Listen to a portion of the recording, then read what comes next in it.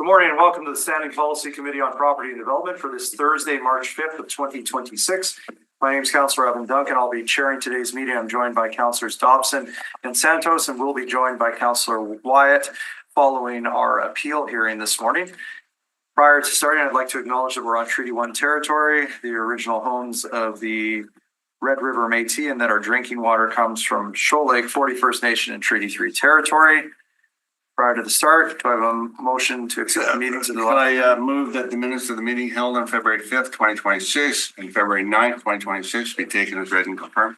Thank you very much, Councillor Dobson. Calling the question, all in favor? Aye. Opposed? Seeing none, that is carried. Do we have any other business to take care of? We'll move into the appeal hearings. Thank you very much. Okay. In accordance with the City of Winnipeg Charter and the Development Procedures Bylaw, the process the committee will follow is the appellant will be heard first, followed by those in support of the appeal. Next, those registered in opposition are heard, followed by those registered for information. Finally, the appellant may return to speak in rebuttal to comments made. However, no new information is permitted. Please note that when your name is called, it is your opportunity to speak. However, you are not obligated to do so. Item 1 is an appeal under the City of Winnipeg Building Bylaw number 4555 of 87 at 456 Ross Avenue.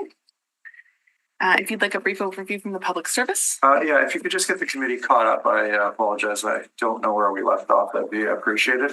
Mr. Rob Clements will. Thank you. I apologize, members of the public service, including our director, Ms. Boris, and our senior committee clerk, Ms. Cowan, are here today, and Mr. Clements is here on our appeal. My apologies. Thank you, committee members and committee chair.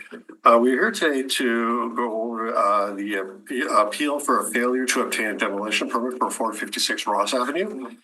And do you want the whole spiel or?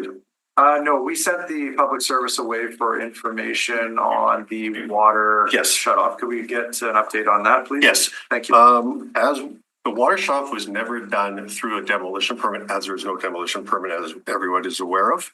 I've contacted Water and Waste Department. They have no record of any request for the water termination and sewer blockage for this property through a demolition permit. So therefore, that part of the water requirement has not been fulfilled in the demolition permit. And there is no proof to our knowledge of a proper capped sewer system or a proper terminated water service to the property. Okay. I remember that Doug had mentioned that Winnipeg Fire paramedics may have actually done it, and we're digging into the ground. And I thought there were going to be also some follow-ups with the Winnipeg Fire paramedics to see if it was during their processes, if there was a fire that needed to be remediated and demoed. No, so you say you have an update. I did. Okay, so perfect. When they did attend, part of their SOP is to call Water and Waste for a curbside shut off. That is what you see on the sidewalk. You'll see a little circle that is a Shut off valve. Shut off valve. That is not the same as a full termination of a service that is done at the water main underground that requires a licensed contractor to dig it up and cap that. So, excuse me, what they did on the emergency demolition as Winnipeg Fire hired contractor was taking down or reducing it to rubble, that is so water does not continue to spray out from the service. But the actual service line is underground that needs to be dug up by a contractor. That would be part of the demolition contract. Or sorry, demolition permit, and then it would be inspected by Water and Waste at such time when they would call for the inspection during the demolition process. Okay. I guess then just a follow-up question, Mr. Chair. I think we've heard from the delegate that when he did try to reach out to some demolition companies, they weren't even going to take the work on because the rubble had already been removed. Okay. So now if you're suggesting that he still has to cut off the line, how is he going to do that with an order if no companies are going to take it? This is where I'm going to ask the committee clerk to possibly have to say no to me, because my understanding is I'm not allowed to introduce anything new, but on to answer a question, would that be new? Public representations are still open, so we can accept new. During the original process when I was listening to this, I took it upon myself to reach out to a contractor who is licensed within the city of Winnipeg, and I didn't give them the address. I explained the situation.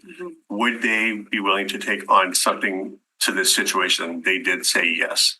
Now I can give a little bit more of explanation of what they would be entitled to do or entailed to do on this process is they would then apply for a permit because they're a licensed contractor. They would, on behest of the owner, they would bring machinery to the site, do test digs as they called it, and that would be looking for remnants of the foundation to make sure it was removed. A couple of test digs, then they would do use a site survey to look for the sewer and water area. They would dig that up, call in their licensed sewer and water cap service specialist. They would then cap it, both of them, put a cement plug in the sewer line, cap the water service, call Water and Waste to inspect it. And then it is known to be done correctly. So this contractor would be willing to take on this type of request. Would that still be considered a demolition permit? Yes, he would, that It would just contractor be a would, smaller, yes. Now, cost wise, didn't discuss it. That is not within our department, but he would make the demolition permit application through our department. It would go through all the other departments, Public Works, Water and Waste. And that would include Water and Waste asking for all the required deposits. That would be refunded if there's no damage found after the demolition has been completed. Devil's advocate. What happens if he chose to actually develop the site as opposed to quote demolishing it? Like rebuild, then that would be expressed on a demolition permit through a rebuild. And then at that time, if it's within the time frame that I do not know today, but within a time frame, then the sewer line, I believe, may be kept open if it's going to be a direct thing. But if this has been now going on a couple of years, I don't know what the state of that sewer is right now. No one really knows except the person who was in the hole doing the remediation and demolition. Water and Waste said sludge, soil, whatever is in there right now could be migrating into the sewer system. They don't know. If it's migrating in, it could cause further damage to the infrastructure, if not to that property, to neighboring properties by plugging, causing issues down the line where other people may suffer damages. Is the public representation still open? Yeah, Is we're the gonna hear. applicant? Yeah. Yes, yes. Okay. Any other questions for the public service? Okay, we'll hear from the appellant. Okay, so first is the appellant, Byron Greiba, who's with us in person today. Oh, there he is.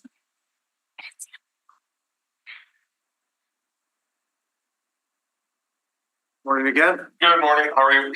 Good, thanks, you. Good. You have 5 minutes if you need that. Sure, so, I guess I looked into it a little bit more, just to see. Now, my position was, I didn't believe I needed a permit because I had a provincial adjudicator who said as much.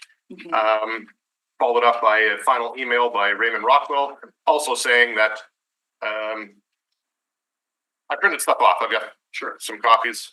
If I don't know how many copies I'm supposed to have. I got 4 here. Okay. Oh, Yeah. great. Thank you. This is not new information. This print We can accept as much new information as we like. The public hearing is still open. Okay. Okay. So, I thought this, hold on, sorry, just, yeah, I thought this was his rebuttal. And he's not allowed to, he was only supposed No, to speak. public representations are still open. We did not close them. We can still hear from the appellant and anyone in support or in opposition to the appeal. Oh, okay. Please continue. okay, thank you. Okay. So the first page is a thread of email and sort of on the second page is a November 6th email that I had contacted the permit department because I hadn't actually received the adjudicator's ruling until November 7th. So I was still kind of reaching out because I didn't know what the appeal was going to be. And then the appeal said I didn't have to. I continued with the thread of the email and even went to a permit specialist who didn't get back to me on November 14th. So I followed up on November 21st. Still didn't get back to me, but I updated Raymond Rockwell saying that, look, this is the permit specialist that I've left things with.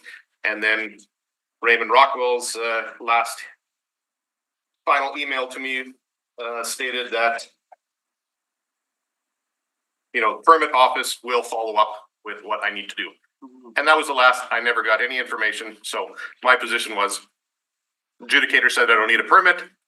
The permit specialist didn't rebuke my statement that as far as I knew, the water and gas had been properly terminated. There was no information to contradict that. And Raymond said the permit office would follow up with further instructions. I never got any. And so, in my opinion, no permit was needed.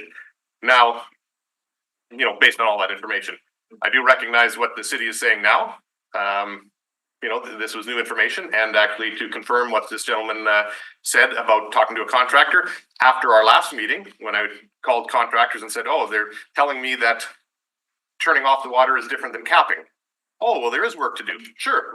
Okay. Yeah. Now that there is work to do, prior to that last meeting that I was here, I was of the impression that all the work was done. No contractor wanted it. So I'm not disputing that. But like I said, all of the information that I had received up until December of last year was that I didn't need a permit, and then I get hit with this. And so I really came to, get some justice, if you will. And if that's not really what this board is able to, then I will look elsewhere. But the information I have says the provincial adjudicator, I do not need a permit. Great. Any questions at all for the appellants?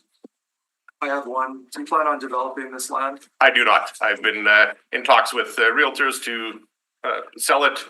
Yeah, we're planning on selling it. I have no intention on developing it whatsoever. So should this committee allow your appeal, those capped water sewer services will remain, and you'll be liable to disclose that in your sale. You understand that? Absolutely. Or would you look to remedy the issue before you sell? No, I think just disclosing it, whether I paid for now or later, it's always better to pay later if there is no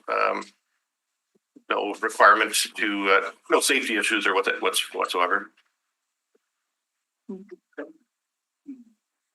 Any other questions from the committee? Seeing none at this time. Thank you very much. You've got an opportunity to rebut any other information that you hear. Please. Yeah. Thank you very much. Okay, I have no one else registered in support of or in opposition to this appeal, just confirming no one in the gallery is looking to speak in opposition to or in support of the appeal. No, okay, if there are questions for the public service. Yeah, what are the risks of not capping and leaving it for years on end? I know it's been already 3 years, nothing has happened. Contamination of the sewer system, plugging possible. I'm not a professional. I'm just saying contamination, if it leaches into the sewer system, solidifies, then neighboring properties' sewer systems will not function as designed. And or the backup from the sewer into that property and surrounding Yeah. properties. Because right now, there's no inspection that's been done to say that the cement plug has been installed on that property. So whatever was used as fill can go possibly right through the sewer system and migrate into the main sewer lines. And either solidify, plug up, migrate Plug to up another the- property. Downstream. Yes. And then it could be, and this is all could be, this could be now then a bigger problem with the city or contractors digging up the sewer system to find where this impediment is and to fix it. Councilor Dobson? And so basically that's why we cap it. Is it? Correct. And that's why it's inspected. That's why the sewer contractor goes in, puts a cement plug in the sewer part of it. Yeah. So there's no cross contamination, backflow as stated, and then it's inspected, it's closed off. So it met the requirements. And that's the water line as well. It's Water capped. line, it's capped. And if it's like So it doesn't really- redeveloped as a councillor chair asked at the water main, it's capped off. And then in the future, it can be reopened and replugged. Okay, well, that makes sense totally. Any other comments, questions for the public service? Seeing none. Yeah. So if we don't, if it's not capped right now and it's not sealed, and they put it up for sale and it doesn't go for sale for a number of years for whatever reason, that's not necessarily a good thing to leave it uncapped for another year or two. Not at all. Like, again, it's a what if. Like right now, so far, to our knowledge, nothing yet has happened. But if it was done as per the permit regulations and the bylaw, I can't say 150%, but it would have been done as per requirements. We would have had no issues. Okay, another question. So if we, a house had a fire and it was torn down, generally we do a demolition permit right away and we cap and seal it right away? That's up In to the first- property owner, first yes. year or first Yeah. 6 months? If the property owner, as I'm gonna say, comes to the table and does it exponentially, as both people do through insurance or things, when it comes to me, generally, and it comes to this committee, people aren't doing what is required for whatever reason it may be. So we have to go through, as everybody knows here, municipal accommodations to do the demolition. And they themselves do the demolition process. They tender it out. They call in a licensed contractor who then digs it up. He uses a sewer contractor to cement plug and cap the water. So they're held to the same standard that we're asking the property owner to do. Okay. Okay. How do we, Anything okay, else? so yeah, so this right now, we're ordering, yeah, so we're just, so my memory serves me correctly. We are ordering the owner to cap, To obtain the permit. to obtain a permit to cap the sewer line. Because the Which is demo was part- done. This is part of the demo. We don't know if a demo was done correctly because we're not aware of the full demo process. The property owner has submitted pictures. Yeah. But we were never there to do the inspections at all. Mhm. Part of it is to make sure it was level and think that could be seen, but the big part, yes, is the sewer. But, and I'm only saying but because we don't know, was everything removed that was required to be removed? And part, and I'm gonna back up a little bit, and I apologize. Part of the demolition process is to contact the province for asbestos. We don't know anything about asbestos on the property. Okay.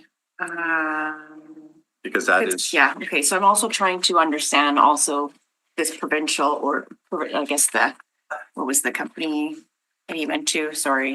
I see Winnipeg Parking Authority, but it's not Winnipeg Parking Authority. It's the decision of adjudicator. but you are correct, that's Okay, Winnipeg it Parking Authority, basically that, said, yeah, I basically said that,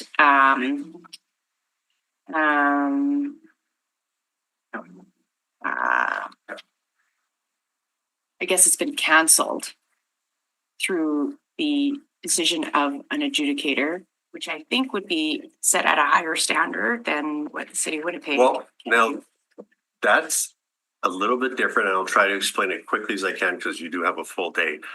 The adjudicator was a result of a penalty notice issued to the property owner for work without permit. Now, that penalty notice, I guess, to make it contact, that was to the property owner, and to my understanding, you may want to ask that, because I can't speak to the adjudicator's decision, is they found that he did not do any work without permit because he didn't, his reasoning was Winnipeg Fire Paramedic did the demolition. Mhm. So he didn't do any work without permit on that aspect of it. We're saying that now that he cleaned up the site, he still requires a demolition permit to do it the correct way. So again, without over speaking my knowledge base of the ticket itself, we issued the ticket to the property owner. They found he didn't do work without permit because Winnipeg Fire Paramedic tore down the building, but there's a rubble pile left. We're asking him now, he has to clean the rubble pile, the remaining foundation, and do the sewer requirements. Got it. Okay. Okay, we'll have to hear back in rebuttal from Yes. the appellants, should they choose. A final comment here by the director. Just, one piece of information that not new information, that Okay, I should you have, can. new, okay, good point. We're still in that. Going here. Right. So the other thing regarding the sewer cap, if the sewer isn't capped, we also get groundwater in, and that increases our treatment volumes, and we end up with more sewage and more risk of overflow, et cetera. So it all adds up over the city. Yeah. All right. Madam Clerk. So the appellant has the opportunity to speak in rebuttal to comments made, but now no new information is permitted. All right. So you'll have 5 minutes to rebut anything that you just heard, but as the clerk stated, no new information at this point in time. Right. Please go ahead. Okay. So the discussion about, stuff coming into the sewer, although I can potentially see that being possible, like you said, very hypothetical. I think the piles of rubble that we see sitting around for 3 or 4 years has a much higher rate of anything going in, plus contaminants going in of unknown line, unknown origin. Mine, if anything, there's a bit of clay going in there, but quite honestly, anyone who knows clay, it packs in there and that's done. So, I mean, we can talk about hypotheticals. I think that is very moot point. The water is shut off at the valve. Short of the actual capping, fitting, deteriorating and leaking there, then there's really no issue. It's stopped. There's nothing going to happen. I have had properties where the connection to the water main actually has failed. And so then that is always a possibility, but that has nothing to do with the demolition of the property or capping it. It's just deterioration of that connection. So those two things I don't see as being any issue whatsoever. The provincial adjudicator, in his comments, made it very clear he considered everything from the city and from me, and even references the removal of the rubble after the city demolished it. And his conclusion was still that no permit was required. Presumably, he spoke with the city and still came to the conclusion no permit was required. Yeah. I think that's my rebuttal to what was said. Thank you very much. Any other comments, questions, concerns at this point in time? Seeing none, thank you very much for your time today. Oh, can I have one thing? You have a few more minutes. Okay. Should it be ruled that I need a permit, then I would just request, whatever length, because my preference is, as you'd said, to just disclose it on the sale of a property. Thank you. I'm prepared to move a motion. Committee. Anybody else? No? Can I have somebody please take the chair? Okay. I'll move that the receipt of public representations be concluded. All those in favor? Aye. Aye, that's carried. I'll move that the appeal be allowed and that the order of the Enforcement Services Officer, Development and Inspections Division, Planning, Property and Development be canceled to uphold the decision of the provincial adjudicator. Okay, Thank you. so you're allowing the appeal and canceling the order. Thank you. Okay, All those in favor? Aye. Mark me in opposition. okay. I'll move that the appeal hearing be concluded. All those in favor? Aye. Aye. And that is carried. Thank you very much. And Councillor I'll Santos. turn over the chair back to Thank you very much. Please note that the committee has made a final decision on this matter, which is not subject to further appeal.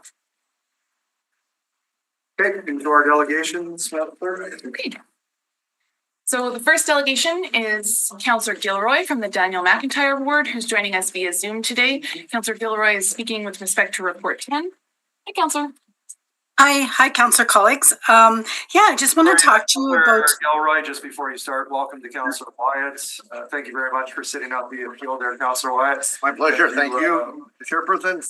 You were away at the last meeting dealing with At the beginning, yes. personal matters. I appreciate you being here today. My We pleasure. can continue. I apologize, Councillor Gilroy. Please go ahead. Yeah, no worries. So I'm here to speak to item number 10, and this is a motion that I put forward about the Aubrey bus loop. And I just want to talk to you a little bit about the intentions of the motion, because you may have to change some of the language as this kind of moves up into, I understand it has to go through different committees as well. So you may have to change the motion. So my intention really is to allow for community consultation on this piece of property. This was a transit loop. Transit was going to decide within a year if they still needed this loop. Of course, the community is very, very interested. They're contacting me. They have lots of different ideas, of course, for this land. It's very rare as councillors that we get an opportunity to have a community asset within our ward that the community can add to. So, and I know that there's different ideas and visions for this piece of land, but in order to us to get it started, we have to ensure that transit no longer uses this piece of land. We don't know that. The conversation would be a moot if transit still required it. And B, of course, my councillor colleagues, all of you know that there's always an interest to sell this land for market value. Mm-hmm. So I guess I'm coming to you on behalf of the community, and regardless of the different projects that may come that the community might want to be interested in. And we've heard everything from community gardening, because there's a water source there, to an older use of the park, to a dog park, and now there's even interest in a daycare on that piece of property. So I'm getting the ball started because the community is very engaged in this issue, and they really, really value community consultation and really want to be a part of the dialogue on this asset and and the interest, and particularly what the city might do with this property. So that is my intention, and it's hard to do community consultation when you don't know the intentions of the city. So I'm starting the ball rolling, seeing if transit still requires a piece of land, and of course coming to my and hoping that my councillor colleagues would agree that this would be a really good value of community asset and allow for community consultation on what would be the best plan and use for the land. Thank you very much, Councillor Gilroy. Any questions at this point in time? I saw there was a submission by a Melissa Bowman Wilson, who actually is not supportive of your motion. Mm-hmm. And she mentioned that she wanted a daycare here instead. Do you have a response to her communication that she'd submitted? Yeah, like I'm open. I think that we need to have community consultation prior to making any decisions. And I'm hoping that the community members that are there today to discuss that would value that as well. I know that in Wolsey, they really do value community consultation. So I'm open to the idea of a daycare, but I do believe that we need to consult the community on what that land should be used for. There's lots of different ideas. And so, but again, the first step would be seeing if transit even requires the land. Okay, thank you. Councillor Wyatt? Well, hold on. So, Councillor, I want to know what your vision is. You're saying you want a urban dog park here, I thought? Well, it doesn't have to be necessarily an urban dog park. There's lots of different ideas, Councillor Wyatt, on the use. Some community members feel like community garden might be best. Of course, there's a community that's interested in a daycare. So what I really want to do is find out what the intentions are with the city, with the piece of land, and then maybe go to the community and decide on what the best use for the land is through community consultation. We're not in the daycare business, as you know.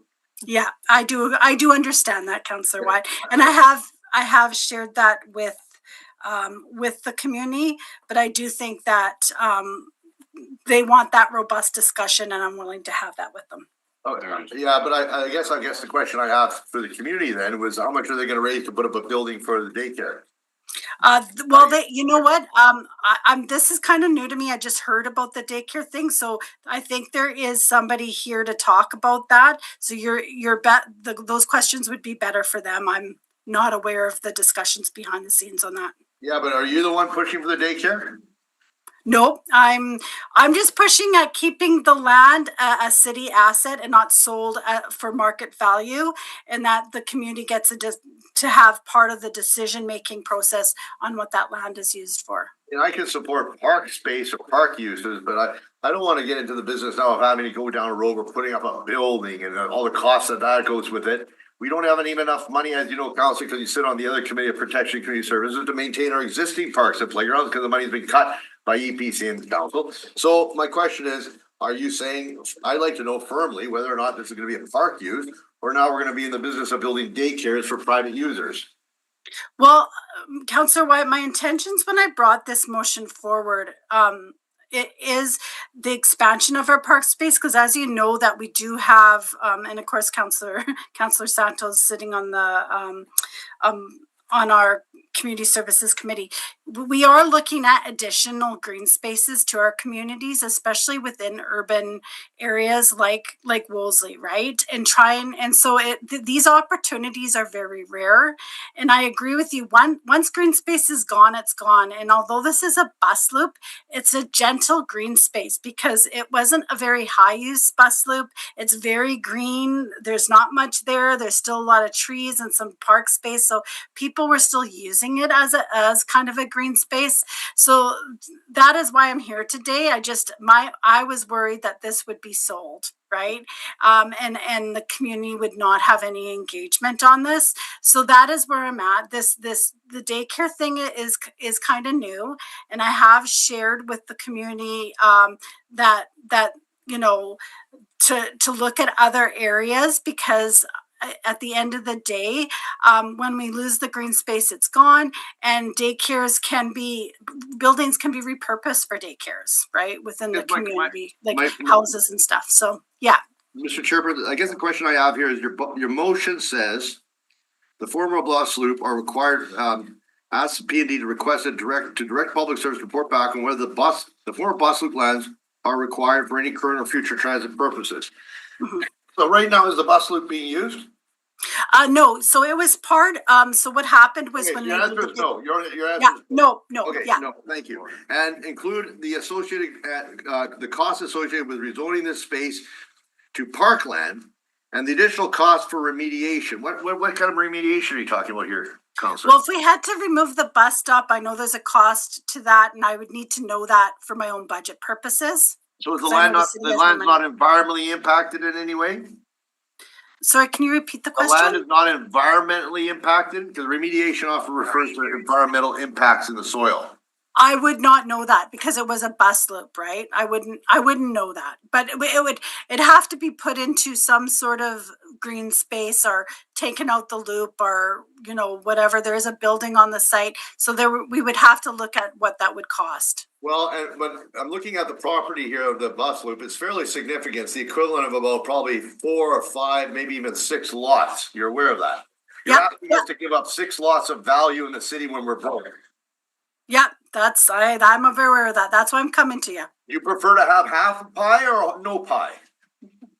What do you mean by that, Councillor Wyatt? I'm Wyatt, saying if questions we, about the I just want to, I just want to know, councillors, I want to know her opinion. If you were to get half the lot instead of the whole lot and the city could still sell the other half to make some money because we're broke, would you be happy with that? At least getting something? Of course I would, Councillor Wyatt, Good, but thank you. my end goal is trying Thank to increase I the don't have land any questions, within Mr. my Chairman. community. Thank you. Thank you. That's good. Okay, thank you very much, Councillor Gilroy. Would you be open to any type of amendments to your motion to consider potentially having the public service report back to the committee on potential uses for the space? Yeah, I think that we're gonna have to battle that out, right? So I think that might be the best decision. Because at the end of the day, the council's gonna have to make a decision on this piece of land before the community can even consult on what that could be. Thank you very much. Appreciate your time today. Thank you. Moving on. So there's been a request from Councillor Lukes to be heard in delegation if there's Yeah, I can move suspension of the rules to add additional delegations, such as Councillor Lukes to be heard with respect to item number 4. Would you also be open And I think there's other additional to delegation. residents that would also like to, they put a request in late? I believe it's just Paramjit Shahi. Okay. Who's requesting to speak? So those Paramjit two. Shahi, does Harvey want to speak to? Harvey want to speak to? No? Just Okay. Parm? Okay, So so the I'll two- add, Great, starting with Councillor Lukes and then Parmeet Shahi. so moved. Okay, thank you very much. We have those two. All in favor? Aye. Opposed? Seeing none, that's carried. Councillor Lukes, welcome to Property and Development SPC. Good morning, committee. Good morning. I'm here to speak to item, I believe it's item number 4 regarding the lease expansion of the Manitoba Cricket Association. So Manitoba Cricket Association is here to give a little more in-depth on their perspective. I'm here to give sort of a big picture look at the park, okay? This is related to La Barriere Park on Waverly Road in the municipality of Reshot. Similar to kind of Little Mountain, it's out of the city. It is a city-owned park, but not in the city. This park is approximately 20 kilometers from Portage in Maine. So just to give you an idea, it's outside the city. Now, we saw in the recent report that came forward last week, the Parks report, that the city has 3,270 hectares of parkland. La Barriere Park is 84 hectares in size, and currently the Manitoba Cricket Association leases 5 hectares. Their proposal is to add an additional 0.6 hectares to their lease by using a non-used baseball diamond. Now, I just want to give you a big picture on the park. So since 2014, when I was elected, and just so you understand, this park really doesn't fall into any ward. It's out there, Yep, right? It's the Bloomberg of your area. It's the Bloomberg of my area, exactly. The Bloomberg or the Little Mountain. Okay. So, but many people have a passion for this park because it's a beautiful park. It's got LaSalle River going through it. It is 84 hectares in size, which I'm an acre person. That's 207 acres. It's very big. So I've partnered with many organizations and counselors since 2014 to invest in this park. This park has always been notorious for nefarious activities. It was a very underused park, and it has experienced much vandalism. I've lived in St. Norbert for 25 plus years and would take my kids to it. Always see vandalism, always see remains and residuals of stuff going on there that shouldn't be going on there. Through the budget process, with my ward funding, and through many partnerships with other counselors and organizations, and a ton of work, significant investments have been made to this park since 2014, which have resulted in increased use. Councillor Wise got an issue here. I would like to have Okay. your I have a question when she's done. Okay, Yeah. which have resulted in increased use and a significant decrease in these nefarious activities and vandalism. In 2014, I did manage to secure over $400,000 to install a new state-of-the-art public washroom. I invested ward funds in the park for many new picnic tables and fire pit areas. Councillor Chambers and I partnered to have a beach sand kayak launch constructed. Then I partnered with the Manitoba Paddling Association, supported them with funding, and we converted a former bunker washroom, one of those old brick washrooms, it's like a bunker, into a storage facility so that Manitoba Paddling Association can offer free kayaking lessons. So these amenities have exponentially improved the park. Now, I did partner also with the Manitoba Cricket Association to add many public amenities. I'm going to list you the public amenities so you understand. We have most notably added walking paths. We added 3 $200,000 shade structures. So $600,000 worth of shade structures, along with more picnic tables and benches. And with many cricket players, many labor's days, we planted over 150 trees in the already tree-rich park. All of these are public amenities that people use. We see families under the shade structures, picnicking, walking their dogs, dogs fertilizing the cricket fields. You know, it's been very, very nice to see. And we've seen a significant decrease in the nefarious activities because the park is being used. When Manitoba Cricket Association decided to lease the 5.1 hectares of land, I and many councillors and the province of Manitoba provided funding to build a huge batting cage. I forget how many batting stalls or whatever they're called they are. I'm not a cricket player, you can tell. But anyways, it's great because many, many people come out there in the evenings, they practice batting. I want to note, none of these amenities would not have occurred in this park had I not formed these partnerships and taken the initiative. At first, I was a little worried, you know, should I be investing ward funding in this park? But Many of my constituents use this park. Many constituents from all around the city. All your constituents use this park. Wow, was that 5 minutes? Okay, can I have like another 1 minute? I'll move two further. Okay, all right. Absolutely. By Councilor All right. Lee. All in favor? Aye. Opposed? Okay, Continue. so just last week, Councillor Santos had the 2026 report on parks and open space assets come to her committee, stating that about 40% of our parks and assets were in fair to poor condition. What condition would Liberia Park be in without this investment and partnerships? Manitoba Cricket Association maintains, and you'll hear a little bit more about it, how they maintain the turf that families are using for picnicking under the shade structures. Many people use the cricket pitches to launch their remote controlled planes and helicopters, which is fantastic. And of course, we've got the dog people fertilizing the fields and having a great time. So you will hear that Manitoba Cricket Association is hoping to secure support for a baseball diamond. And I want to speak to the baseball diamonds. There's two of them there, 2 baseball diamonds. The diamonds they are hoping to lease, one of them has tree saplings, the size of probably the thickness of Councillor Wyatt's plump thumb. This is not a diamond that sees regular use, nor is the other diamond.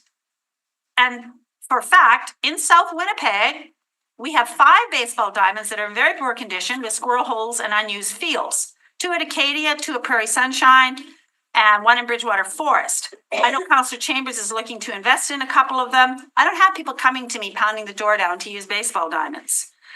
The diamond MCA is seeking does not interfere with park habitat. It's already established diamond. The only habitat it would disturb is the weeds and trees growing through the baseball field.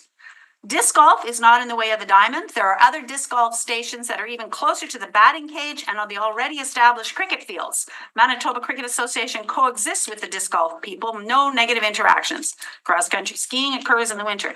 You'll hear a little bit about the hot air balloon scenario from Manitoba Cricket Association, but I'm asking you to allow Manitoba Cricket Association to lease one of the unused diamonds to let them grow the sport and continue encouraging youth sports. The 2 diamonds are very far apart, separated. So if there was any concern about balls flying around, they're very separated. So I voted for the 5 minutes and I guess I expanded it. But anyways, okay. At least you're honest. I know, at least Questions from committee? okay. Councillor Wyatt. Wyatt. I'm very curious. I don't know what you mean by this nefariousness. What is nefarious? What are you Okay, talking I about? think we can all make assumptions. No, I don't know. I want to know. Okay, vandalism. Okay, vandalism. Lots of vandalism. Okay. Drug needles, other rubber things, all kinds of stuff going on, right? You're not talking about people going there and hooking up, which is a legitimate thing that they do in other cities and parks like this. Okay. Well, you know, I don't know. You're not cutting down any of the forest. What? no, It's a real issue. You're not cutting down any of the sometimes- trees. You're not cutting down any of the trees. Down the trees to use for Okay. firewood, but we have a sign. Well, that's not good. No, that's not good, but we've got a sign. As long as you're not cutting down any trees, so people still, that's a recreation. It's not hurt Yeah. consenting adults, Yeah, right? yeah. Okay, good. Thank you. Councillor Dobson had his. I know it's mostly conservative Winnipeg. How dare you talk like that? But in every other city they do. But anyway, all right. Thank Okay, you. I just have a question about the 2 diamonds, the diamond in question. Does it have a backstop? One of them does, but I'm not sure of the diamond that they're wanting to use. Does it have a backstop? It does have a backstop. But the one that I remember that I took a picture of on the weekend, it's falling apart. So So, Councillor Santos. yeah, with respect to the baseball diamonds, I'm assuming, like, I'll probably ask the department to confirm, but I'll ask you. Do you know, are you aware of how many people actually rent out and use these? Cause you said nobody because there's tree saplings. Well- I'm assuming nobody's used it. You can't so assume that unless. right. So about 2 years ago, when we were looking at, improving the park, I did send an email off asking what was the optimization rate of the baseball diamonds. And for the life of me, I can't find the email, but at that time, they said they had no record on that because they were changing their record system and they weren't keeping a track of it. I don't know.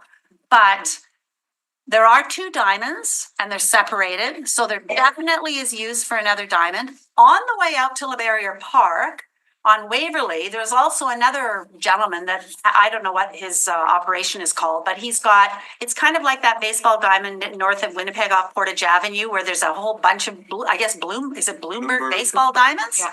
No. He's got a setup like that, not with the lights, but And then I've got like the one in Bridgewater Forest is hardly ever used.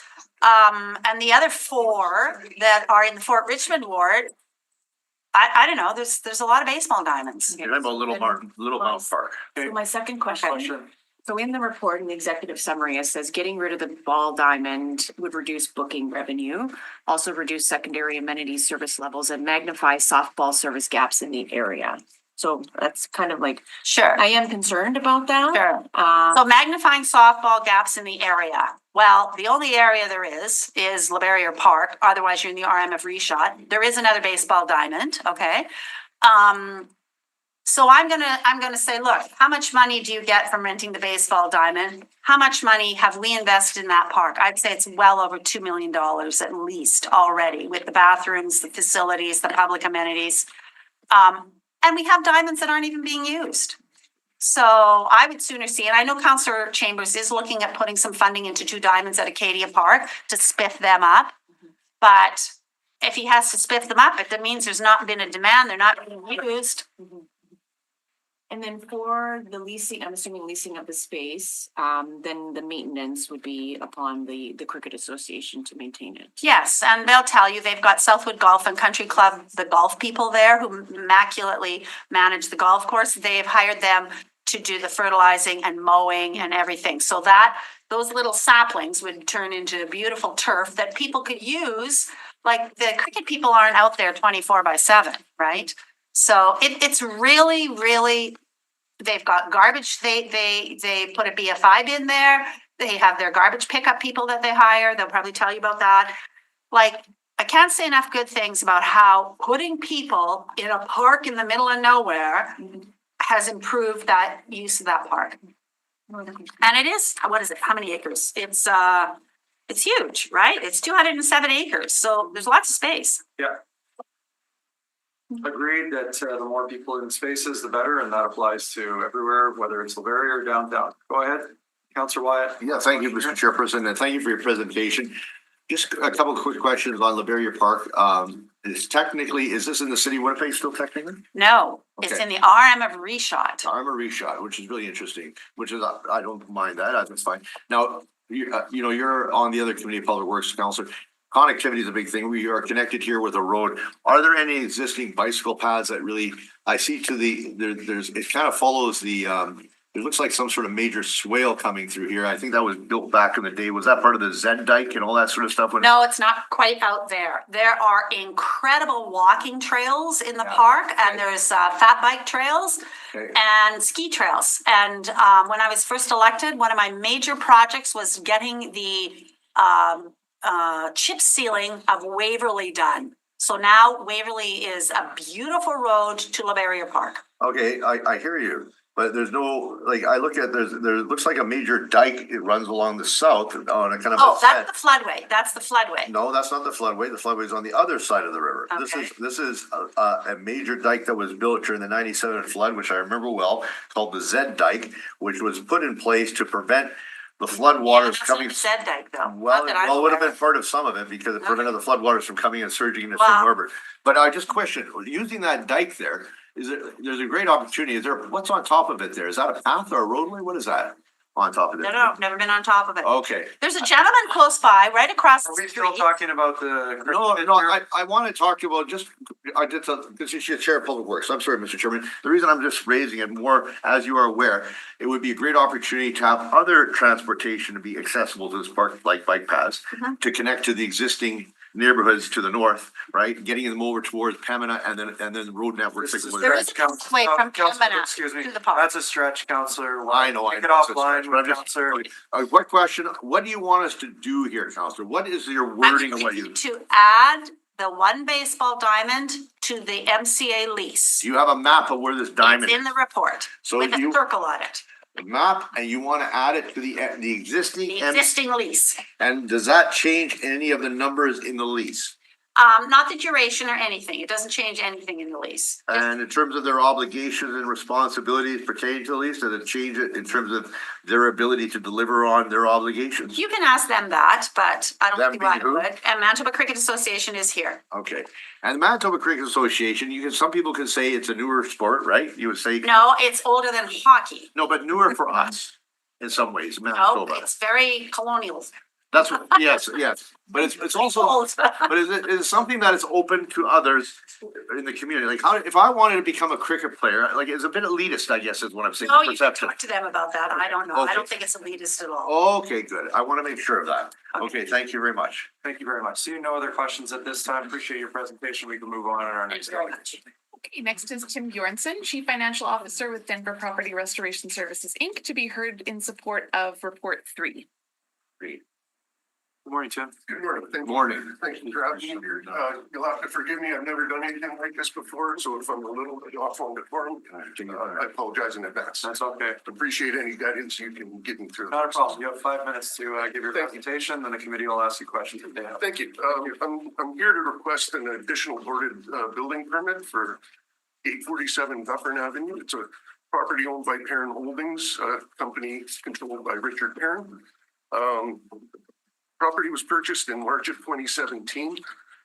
It was used as a rental property from the time of purchase until January 2020. Property was subsequently used for training of Denver Property Restoration Services emergency crews until roof issues made the building unsafe. Sorry, I'm a little bit nervous. Take a breath. Take your No time, problem. take your time. No rush. When the property was being used for training, Mr. Perrin was working with an architect on plans for a multifamily redevelopment of the property, fiveplex. These completed plans were received from the architect in November of 2022. It is Mr. Perrin's intention to pursue the redevelopment of the property pending securing funding for the project. Mr. Perrin has had preliminary conversations with First Nations communities that Denver Property Restoration Services, Inc. works with regarding possibility of partnering or investing in the development. The idea being that given the property's proximity to Health Science Center and the surrounding medical support centers, the property could be developed to provide safe and comfortable accommodations for the use of the First Nation communities members while in Winnipeg for treatments or appointments. It was Mr. Perrin's intention to advance these conversations beyond the preliminary stage and see if a source of funding can be obtained. An original boarded building permit was obtained in March 2024. A copy has been submitted. We are asking that you consider granting an additional boarded building permit to give us a little bit more time to get this redevelopment to fruition. Okay. Report. Thank you very much, Tim. Any questions from the committee? Yes, Councillor Wyatt. So how much, where are you at in terms of getting this building back up on the market or back renting? Very preliminary. It's there, like I say, there's a vacant building still sitting on the property. So what's your intent to do with the building? To demolish the building and redevelop the property with a fiveplex as I mentioned. Okay, so you want to redevelop the property. So Yes. how much time do you need to demolish? Well, we need time to secure funding is what we need. Once we have the funding. The secure funding for what? To Demolish. redevelop. And who's we? Well, Mr. Perrin, I've worked with Mr. Perrin Okay. and his group of companies. He has a group of companies? Yes, Perrin Holdings owns 3 properties. Okay. I'll add this. 895 Jarvis is where Denver Property Restoration Services operates out of. Mr. Perrin Holdings also owns 851 Dufferin, which is right next door to 847 Dufferin. 851 Dufferin is a commercial building that is rented, and it also has Mr. Perrin's personal apartment on top.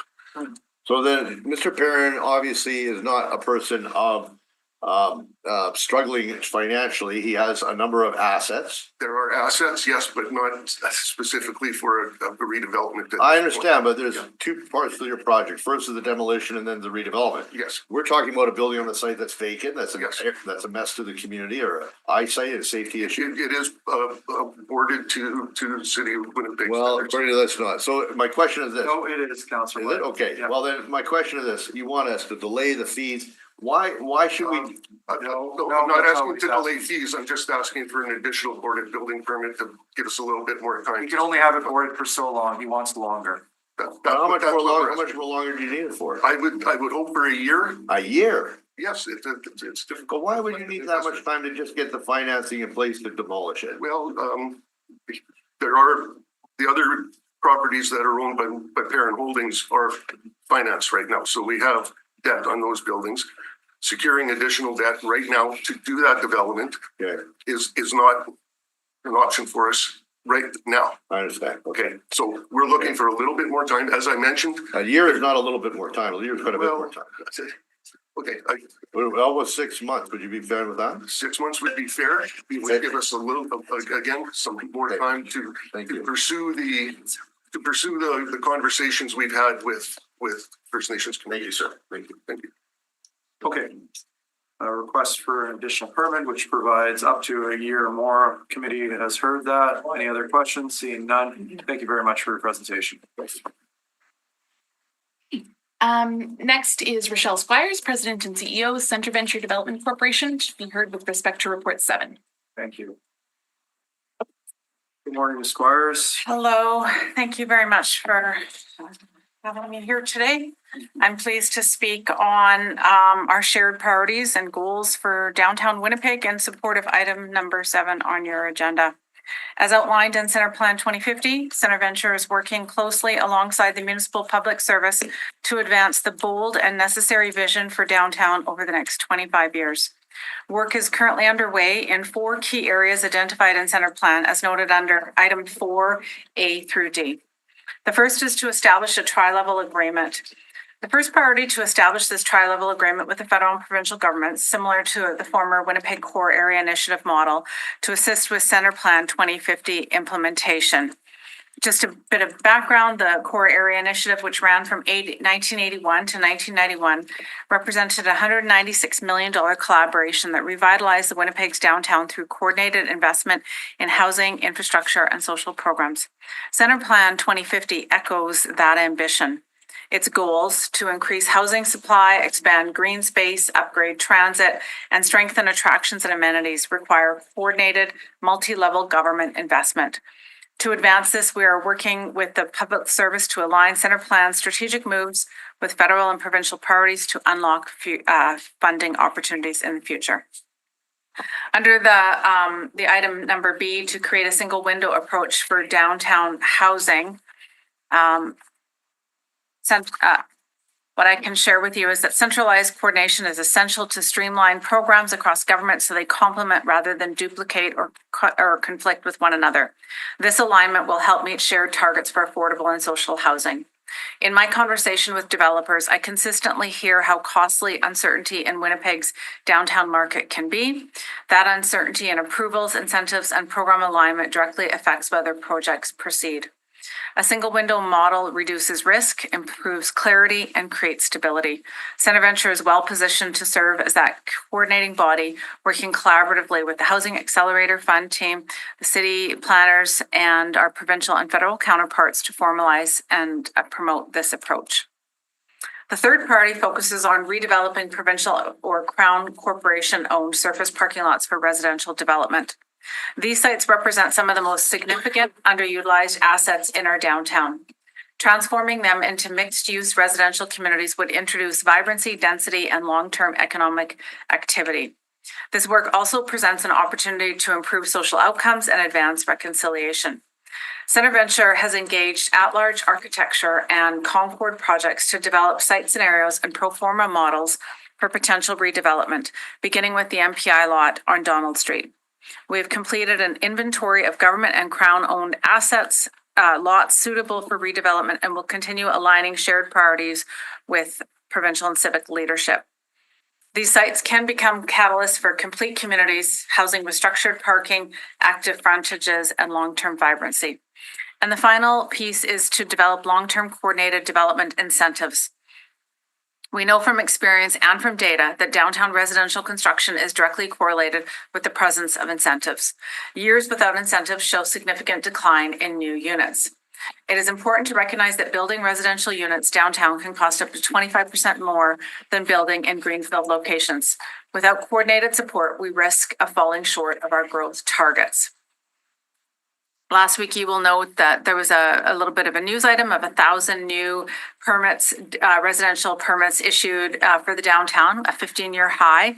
And that is a direct result of previous incentives that were administered by the city and the federal government through the Housing Accelerator Fund. CentreVenture has administered the majority of downtown housing incentives over the past 25 years on behalf of the city and the province. These programs have consistently included affordability requirements, a priority we all share. We're currently working with the Public Service, the Housing Accelerator team, on a suite of incentive options for affordable housing across different contexts, including downtown, and analysis for market housing will be provided. Recently, CentreVenture was able to administer a $4.65 million program called the Heritage Conversion Program that leveraged a combined total of $88 million in downtown investment to create a total of 297 new units, 106 of them being affordable. Most importantly, it's taking 4 underutilized vacant heritage buildings and breathing new life into them. So we look forward to continuing that work. We know that downtown Winnipeg's transformation will not happen by chance. It requires coordination, certainty, and sustained multi-level partnership. And I'm very grateful and honored to be working with the civil service and provincial and federal counterparts. Councilor Santos, question? Hold on. Maybe I'm just going to pose the question. If you don't have the answer, that's totally fine. In the recommendations or part of the center plan, it talks about Graham Avenue and that turning that into a walkable area. But what we also heard on the flip side, businesses with long Graham Avenue have seen a decline and want transit to be back on Graham Avenue. But here in this report, we're seeing that we're putting more investments to continue on. Do you have a response on how we can support local businesses that are affected by this pedestrian? That's a great question. And we all knew that taking an industrial bus park and turning it into active green space and amenable services to community was going to take a while, and it would be a long-term project. And so we do have short-term goals for activating that space immediately and a long-term vision for the street to turn it into the vibrant pedestrian mall that we envision. But in terms of supporting retail retention and recruitment, and to answer some of the questions that have arisen from local businesses in the area, we are coming up with a plan to unveil a strategy that would provide some money for these the retailers who are existing, who want to do some expansion, maybe go out onto the street, expand their storefront. And also doing pop-ups and offering a bit of a retention and recruitment initiative. So plans are underway. I think we're just at the final stages of seeking approval from our both levels of government. There was existing money in the shed agreement, the legacy funds existing in the shed agreement, that I believe a mutual priority is to spend those funds on Graham. So something will be unveiled before late spring. Okay, excellent. Thank you. Any questions? Thank you very much for your presentation and for your work and your team's work with the public service. I know that it's been a very harmonious relationship thus far, and we're making great progress in the downtown. And I think we're going to start seeing the fruits of that in the coming months and definitely over the next few years here. So thank you very much. Absolutely. Thank you. Next delegation. Okay, next is Joe Cornelson, Executive Director with the West End Biz, to be heard with respect to Report 7. And Joe is joining us via Zoom today. Hi, Joe. Hi there. Can you hear me? Yes. Is my camera on? Yes. You have up to 5 minutes for your presentation. Okay, excellent. Hi, everyone. I'm here today to speak to item 7 on the agenda, Centre Plan 2050. I will speak to the value of supporting the West End Business Maintenance Program for the Central Park area, which is one of the recommendations in the plan. I want to thank the city for considering funding for our biz to improve this key neighborhood in our downtown, a neighborhood that will become even more important in downtown as Portage Place opens up the Edmonton Street link between the park and downtown. The West End Biz has delivered maintenance and safety services in Central Park for 35 years. We also organize an events roster throughout the year. Our maintenance services include graffiti removal, litter picking, weeding, debris sweeping, and flower planting and other maintenance. Annually, the West End Biz contributes $289,000 of its business levy toward these services. Central Park is an important location for maintenance activities because so many people call it home currently and more are coming. Currently, 4,000 residents live in the neighborhood, representing approximately a quarter of downtown's population. The neighborhood is also just 200 meters from True North's redevelopment of Portage Place, and it is directly adjacent to a new 18-story private apartment complex approved by the city just last year for Balmoral Street. The eponymous park anchoring the neighborhood is one of the largest city parks in the downtown region and offers a ton of key amenities, including a toboggan hill, splash pad, playground, picnic area, and soccer pitch. The park is extremely well used for both regular recreation and events. In the summer months, it is fairly typical for there to be between 50 and 100 people enjoying the space, despite it being under 1.9 hectares, or about 1% the size of Sinwin Park. The soccer pitch in the heart of the park is almost always in use, and it's not uncommon in the summer to see a game still in progress at 11 p.m. The West End Biz partners with area stakeholders to host and sponsor events throughout the year as well. We just held Winterfest 2 weeks ago with several hundred attendees. In the summer, major events such as the Sakiwe Festival and World Refugee Day will both draw between 500 and 1,000 attendees. In addition to these celebrations, we host another 15 to 20 popular events each summer and a Nuit Blanche stop at the end of September. All this activity speaks to the popularity of the park and the need for services to support that activity. We recognize this already with our programs. Our patrol team, tasked with providing services for the whole of the West End, will still dedicate a heavy presence to the park. Last year, the team spent about 130 hours in Central Park, the equivalent of 5 full days worth of time. Our maintenance team is also there often, but they are stretched between responsibilities across the full 6.6 square kilometers of our biz. So we welcome the opportunity to provide greater services there in partnership with the city. The city has counted on us in the past, and we are a solid partner that prioritizes excellence and efficiency. The city contributes $38,000 to our graffiti removal program, so we can include city-specific priorities into services and go beyond serving just our members. This funding allows us to provide services to the entire residential area of the West End and 8 other businesses, including St. James, Old St. Vital, and Corydon, and many others. Further, the removals we are doing cover all the airport routes to downtown, including Sergeant Ellis and Portage Avenues, the places that set visitors' first impression of our city. And just to be clear, those are in the West End portion of those. Since 2024, our most common response time to graffiti reports has been 1 day or less, and we remove around 10,000 square meters per year, incidentally, about 1.9 hectares at the same size as Central Park itself.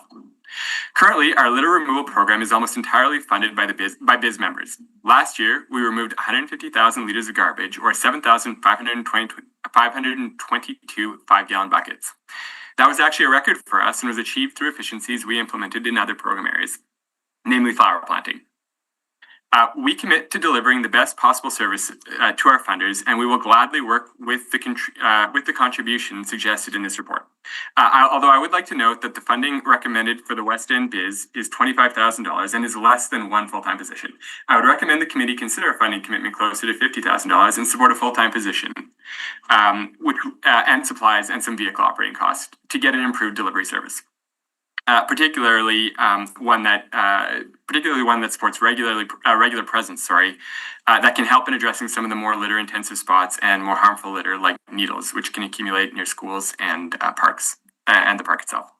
Our commitment to service improvement, the proven record of support from our members who already contribute nearly $300,000 to keeping our city looking its best, and our history of solid working relationship with the city mean that we are among the most affordable and reliable places to invest to deliver results for Winnipeggers in alignment with city priorities. I'm very honored that the city is considering this, and I'm very pleased to be speaking here with you today about this report.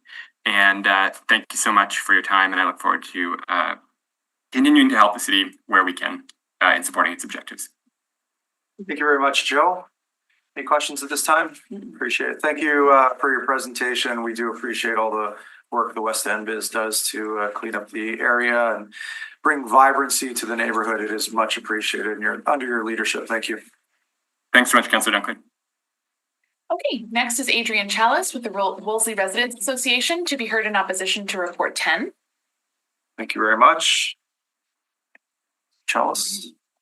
Good morning. Good morning. This is our final delegation. Oh, sorry, and we have one that has been added, so second to last. Good morning. Morning. My name is Adrian Chalice. I've been a resident of the Wolseley community since 1968.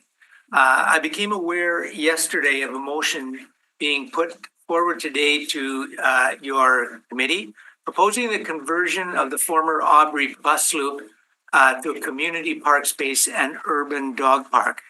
This came as quite a shock, and I'll explain why.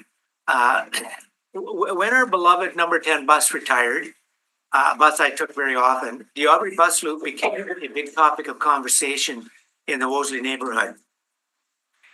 You couldn't walk down the street without someone saying, wouldn't it be wonderful if, and many ideas were proposed. I and others gathered together around an idea that seemed to respond to and reflect the needs of the Wolseley community. When I called the city less than a month ago to inquire about the status of the property, I was told that the city had not made any decision about redevelopment as it was still serving transit needs. This gave us time to develop our proposal. I'm here today as one of many Wolseley residents who have formed a committee to develop a unique and exciting proposal. Our committee represents two sectors from the community. One, young families in need of daycare spots for their children who attend the neighborhood schools. Up until this morning, I didn't have accurate numbers of that need. It was just emailed to me this morning. Laura Secord did a survey of their parents. 124 parents completed the survey. In the results, 13 parents need infant spots, 24 preschool spots, 50 nursery and kindergarten spots, 103 before and after school spots. How many Mulvey would require, how many Wolseley would require? I don't have that information. I assume it would be quite a few. Number two, longstanding residents of Wolseley who have raised their families, who are now seniors looking to stay in the neighborhood, but want to shed the burden of residences too big and do not allow for aging in place. If housing were available for seniors in the neighborhood, it would make their homes available to new young families who would love to live in Wolseley. Wouldn't it be wonderful? A daycare on the lower level with mixed housing units above, close proximity to schools, proximity to green spaces at Aubrey Park. What a concept. A daycare with built-in grandparents. The Wolseley Housing Group has only begun to explore the project such as I've outlined. We have yet to consult with our community on the desirability of this concept. We have many ideas, nothing written in stone. We are committed to working collaboratively with all stakeholders. One of the ideas proposed at a recent meeting was to approach the city to explore using Aubrey Loop as a pilot project that could be used as a template for other abandoned bus loops. I'm urging committee members to amend this motion to include comparative costs associated with rezoning the Aubrey Loop to parkland like a dog park and consider affordable housing and daycare and additional costs for remediation and community consultation. We are all enthusiastic and passionate about our ideas. As community members, we recognize there are others, for example, who do want to park for dogs, who are also committed to their ideas or visions in this space. What we are asking of City Council today is to ensure that all ideas are considered through a fair and democratic community consultation process. Please do not preempt this process by passing this motion that would limit development to just one idea. Thank you for your time and consideration. I'm open to any questions. Thank you very much for your presentation. I appreciate you coming out here as a a longtime resident of the neighborhood. I think it shows that it's important to consult with not just those that are in your ear, but the broader public. We have a few questions here. Councillor Wyatt has his hand up first. Councillor Wyatt. Thank you. I'm sorry, sir. I was just on CGOB radio. I keep stepped out. But what is your name, sir? I apologize. Adrian Chalice. Mr. Chalice? Yes. Mr. Chalice. Okay. And you mentioned something about the Wolseley Neighborhood Housing Group or something like that? What is that? Okay, so the Wolseley Residents Association is a group of residents that have come together over decades. And without going into the details of how it's formatted, essentially the Residents Association gives permission for anyone with ideas to form committees, subcommittees. Okay. So previous to this, I was on the traffic calming committee for Wolseley, of which you can see some of the results if you go through Wolseley today. So there's now a housing committee of which we have just come together recently as in that format. Okay, that's very interesting. So yeah, I believe the history of your association goes back to that famous photo of the women who chained themselves to the tree in the 1950s, right? I think that might be it, and to save that tree. I know from previous life on a previous committee, hearing passionate from the residents, for example, with Dutch elm disease and so on. And so I know how dedicated that your residents, the folks are, and I think that's wonderful. So, Mr. Chalice, in terms of this, would you welcome therefore then a consultative process that would allow for a community involvement to be able to consult broadly and also specifically with the Wolseley Association, Resident Association, pertaining to options for the park on the basis that it would limit liability to the city, but also secure possibly other levels of government or not-for-profit agencies such as Winnipeg Housing, which is there to look at your options that you're discussing, something to that effect? Exactly. That's exactly what we have been talking about and wanting to do. I hope the clerk got that. I'm just kidding. I'm repeating it. Councillor Santos, please go ahead. But no, I just want to know if that's the kind of train of thought. Yes, it's exactly the train of thought, including the fact that if the community of Wolseley can come to some degree of consensus, and consensus isn't everyone in agreement, that it'd be a dog park, then that's what we will get behind as well. We want Right, to. I understand. You're not going to come in and say this is what's going to be kind of thing. Right? This is one idea. Right. And We just, think it's a good idea. Fair enough, and maybe like you say, maybe it could be a combination thereof, where housing. Now the challenge, as you know, or your work question, challenge with establishing a dog park in an existing area is challenging only because a lot of folks who live nearby don't want to have the noise or whatever comes with the dog park, right? Exactly. So are you aware of that? I am aware of that, yeah. Okay, all right. Councillor Thank you. Santos. So I am curious about this potential housing project that you are proposing, but is the understanding that the housing project would be led by the city of Winnipeg? No. Okay, is there a nonprofit housing corporation that's interested in taking this land and taking on this project and Yes, funding? Okay, interested but not committed. So we've actually have approached three already, with a fourth pending, all who are in the business of supporting a project like this. So you certainly will know as soon as we have secured a commitment from one of these nonprofits to act as developer. I presume we'll have to come back and talk to you again. so are you aware, I always have to ask that, are you aware, I have something similar in my community, the 55 Harriet Senior Association, who started off as a residents association and developed a 55 plus complex in the Centennial neighborhood. So if you're interested. Yes, we have talked about you and that project. Okay. And we really are at the very beginning of our project. We've had, I think, 3 meetings. Okay. And we wouldn't be here today if it wasn't for the fact that we were very concerned that the motion that was going forward was going to limit discussions around options other than a dog park. That's the only reason I'm here today. Point, okay. That makes great sense. I have asked the public service to prepare a city on a report back on usages for that space. I think that makes more sense. Your presentation is bang on. We need to look at all options and then have the community come together for what they would like to see. Ultimately, it's a city owned asset. However, public service will work with the community to find an idea that suits and fits the community. And to age in place is the constant that I hear from community members. Obviously, to jump on the my ward bandwagon, aging population out in Charles or Westwood and Tuxedo needs that as well. I appreciate the Wolves. Yeah, you may be surprised to know that I'm one of those aging in place. So look is great.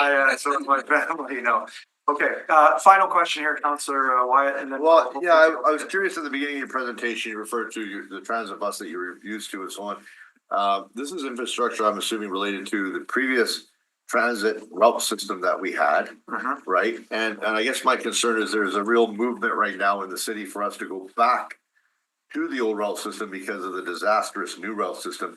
In the event that were to occur, would this possibly preempt restoration of the routes that many people in the neighborhood do want back?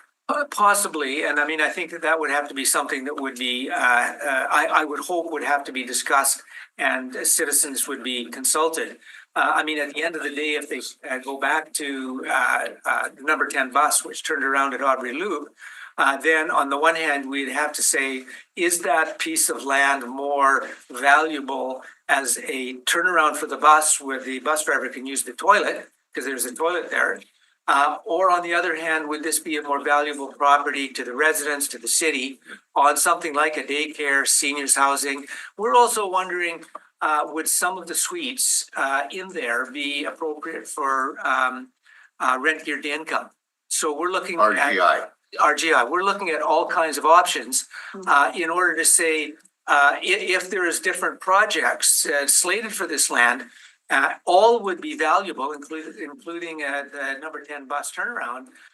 Which of the options is more valuable, more important to the citizens of Wolseley and to the city of Winnipeg? Well, and I guess the last question, Mr. Trevor, the concern I have is that, and I've seen things happen here before, also 20 years here, that we have sometimes gone back. I would hate to see us, let's say start redevelopment on the site, and then all of a sudden the city has to reassemble land somewhere else to reestablish a bus loop because we're going back to the old system. That would be crazy, right? That would be crazy. Yeah, okay, thank you. Appreciate your presentation today. Thank you. Yeah. Thank you. Okay, and the last delegation is Parmjeet Shahi, is president of the Manitoba Cricket Association, to be heard with respect to report 4. Thank you very much. Good morning, Mr. Shahi. Good morning. Thank you, Mr. Chairperson and the members of the community to give us the opportunity for Manitoba Cricket Association to give an overview on infrastructure in Winnipeg. So total right now we have 9 cricket grounds. Only 5 are exclusive for cricket facility. 4 are the share one, which we can only use it for a couple of months of the year. MCA currently supports 77 registered teams, and each team has anywhere from 20 to 25 members on one team. Cricket is a sport which brings the community together, although from the countries where a lot of enmities between the countries like Afghanistan, India, Pakistan, Bangladesh, but here when we play cricket, most of the communities together playing cricket, and cricket brings all these countries together here. Cricket match is very unique, and it brings, we need a lot of large oval dimensions, cricket turf pitches, we need as infrastructure there, boundary safety and the clearance of the cricket ground, because it is kind of 55 to 75 yards clearance we need it in one cricket ground. Practice net and dedicated zone for practicing in the cricket field. These requirements are not very easy to find out anywhere in the city of Winnipeg, because we have looked into the green space throughout the city of Winnipeg green spaces, and this is very tough to put these kind of grounds and dimensions in the city alone. The Barrier Park is most suitable location because it's a unique setup for the cricket. The land is already been developed at the Barrier Park. existing infrastructure support expansion, as Councillor Lukes mentioned. The infrastructure has occurred because of the partnership between the different level of government, Manitoba Cricket Association, and some private fundings. A proper space is there for ensuring the safety of the general public. There is no untouched green space converted to the ground right now. It also avoid creating impact on the neighborhood where, like when the game is going on, there's some parking space issues and noise issue as well. Also, this brings a lot of families to the park to watch or to come to the picnic when the cricket game is happening. I know many of the families who are discovering Laverrier Park for the first time and come back to explore further.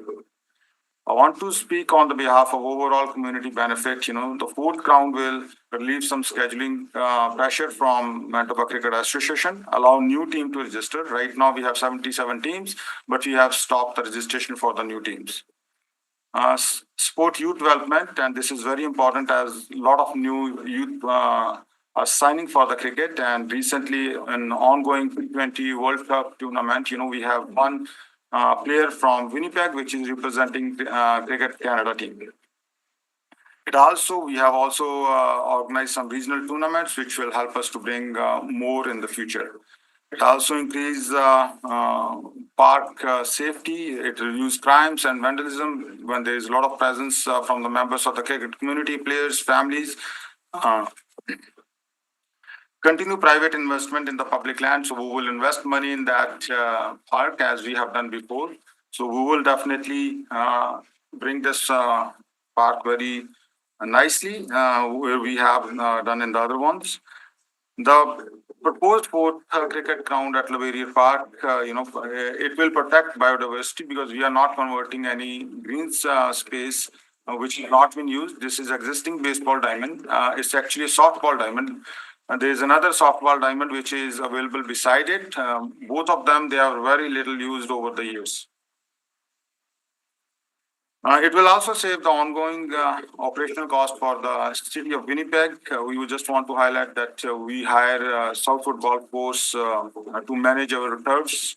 So approximate budget on the park is close to $40,000 to $50,000 a year, which we spend to maintain these cricket grounds right now at Laverrier Park. So there was also in the public report, there was a hot air balloon launch, which is, used on this location right now. But our concern is the youth cricket players playing there and families, walkers, other park users, seniors in the park, that can create a safety issue there. City of Winnipeg thinks it's not a safety issue. Still, we have the other baseball diamond, which can be used for the hot air balloon. So if the city of Winnipeg wants to see that, it can be easily relocated to the other location, and that's pretty much we want to say about the fourth cricket. I do have a question for you. In regards to the other recreational amenities being used, what is the association's observations of how those other areas are being used? Is there conflict between the baseball games and the cricket games? Is there no conflict? What are your observations? So as I have seen in the public report that this ground is being used for softball diamond, one of the softball diamond is used. So we have two softball diamonds here. So the second one can still be used as softball games. This one, there is two. So one is basically not used at all. So we can definitely use that one. And the cross country happening, that is a winter cross country, and there's no issues, they can definitely use that one as is. There's a kayak launch which can be used as is. They have no conflict with this location. Frisbee don't have any conflict with this location at all. There are trails in the park which has no conflict with this location at all. So also we play most of the cricket games happening on the weekends. There's some practice game in the weekdays as well. But everyone use this one as a shared facility throughout the year. And cricket is only been played from mid-May to the end, mid-October or something like that. Winter activities are not impacted by any of these cricket grounds. So from May to October, do you see a lot of other users outside of cricket there? Not really. Most of the time, there are seniors and people with their pets, dogs, who walk around in that neighborhood. So we're not seeing kids' baseball games being played? No, there's no kids baseball game happening at all over there in those locations because there's a lot of locations, as Council Lukes has mentioned, in southwest Winnipeg. I heard that argument and I respect that. I would dispute that there are lots of locations. I hear the opposite. However, I also hear that there are not enough locations for cricket to take place as well. So Councillor Wyatt has a question. Yeah, I just have a number of questions here. Liberia Park is quite a large park. Yes. Correct. And the land that in question here for that you're looking at is softball diamonds, which are southwest of the existing parking lot, correct? Northwest. No, according to the map that I have here on the report, it's southwest. According to the map that we're looking at here. I'm just gonna get a clarification of the director who's here while we're asking the questions. The area that I see here, the least area where it was highlighted here is south of it in the report. The leased area is southwest. Yeah. Southwest. Yeah. Okay. The leased area is southwest. All The right, I'm asking location where- we are looking at, The location you're looking at is in the south of parking lot, there. north of the parking lot, northwest. North or south? I got a map here with the boundaries on the south. I'm confused. Currently lease. They have three there, 1, 2, 3. That's what you have now. Yeah, and then the proposed is over here. The proposed is, the proposed is up over there. Yeah. Okay, so you're looking at the north side of it. Yeah. So, you're looking at separating your grounds? The ground can be separated, because it's in the middle, the parking lot is in the middle, and it's easier for us because there's no space south of the. Well, I would beg to differ. There looks like there's a lot of space in the park. The park looks like it extends further south and then goes basically heading west in a direction. There's a undeveloped or just field area of the park. Is that naturalized area or what is that there? Yeah, I think that is naturalized area. I don't know. I'll ask that question, but I mean, it's easy to grab parkland that's already been landscaped and ready. That's being used potentially used by existing users. It's another option if there's land that's possibly available that's not naturalized area or habitat that could potentially be used to expand your existing site, and then you're all on one site, right? You follow what I'm saying? Yes. Has that been contemplated? Actually, that site will need a lot of work. Yeah. There is, as we have developed variety, we were told that this is a prairie grass area and they won't let us. That's a prairie tall grass area? Yes. They've said that. Okay. All right. That's what we were told. I like to know on that one. I'll ask the administration of that when that comes forward. Therefore, I guess in the event that can't be done and you're looking at the other site, are you prepared to enter into a cross-access agreement to allow other users to use the site as well? When we are not using, that is actually in the lease that other users can use it as well. Okay, but you would come to an arrangement with other users that would work for them and work for you?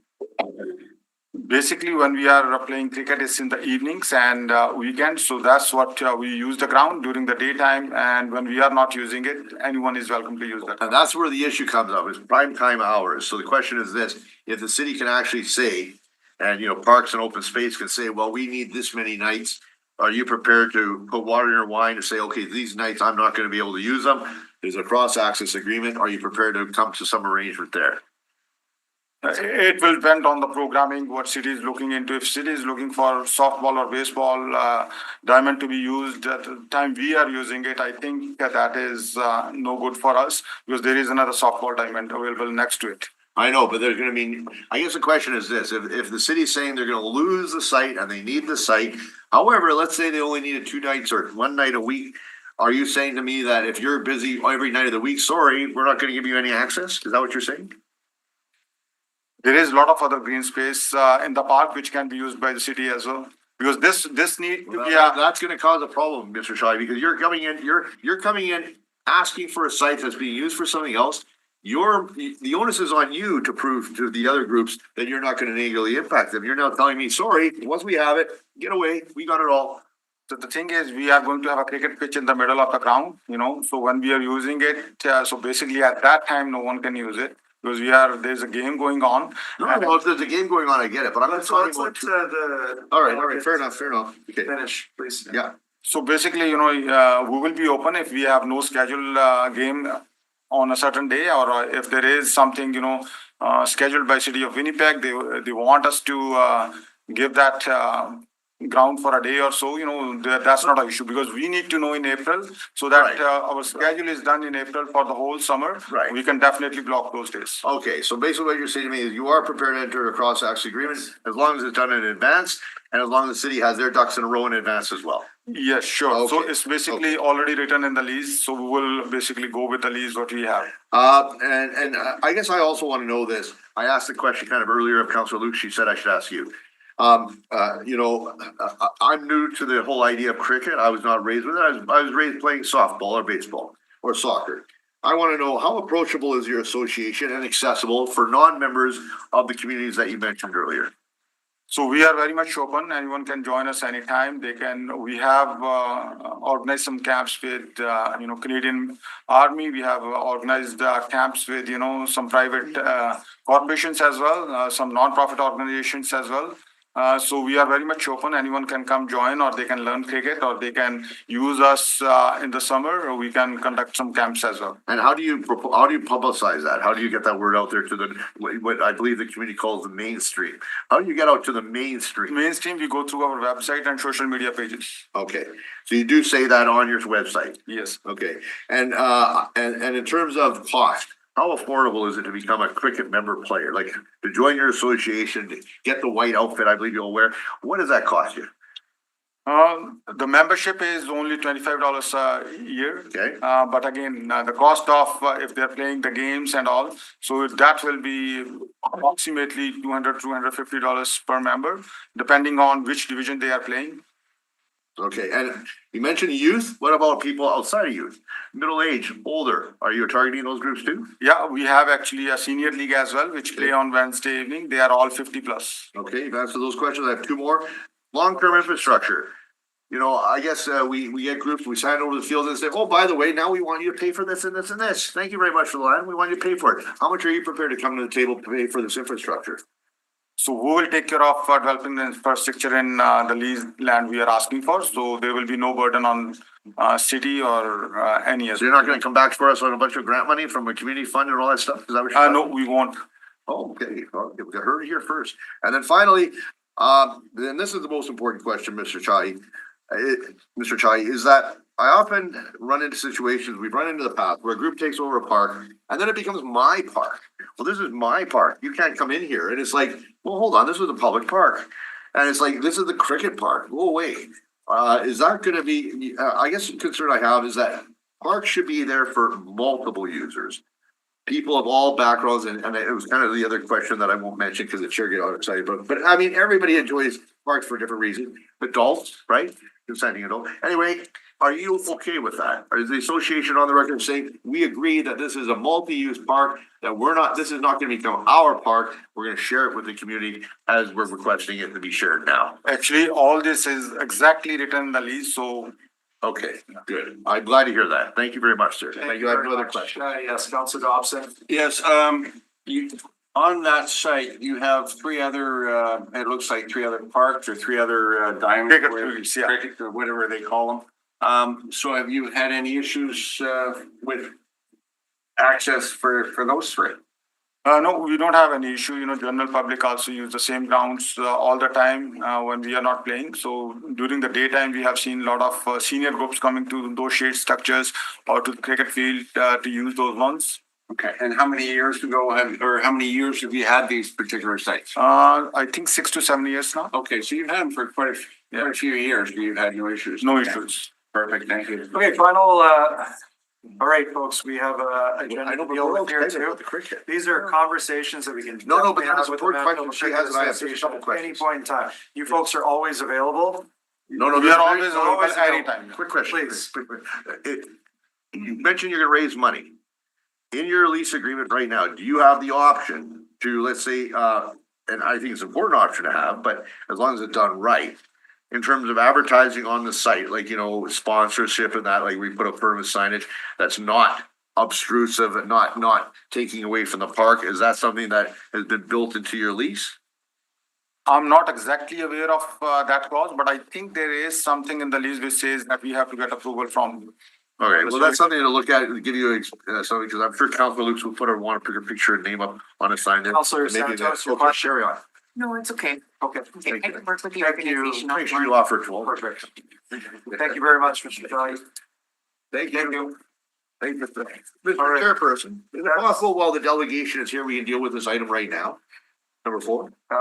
We have members of the public service waiting patiently to deal with items 1 through 3, and we are Okay. recessing in 15 minutes. I'd like to stick to the agenda. Okay. Item number All right. 1, request to issue an additional residential audit permit, association with vacant building bylaw 79/2010. That would be 239 Simcoe Street. A brief summary from the public service, please, and thank you.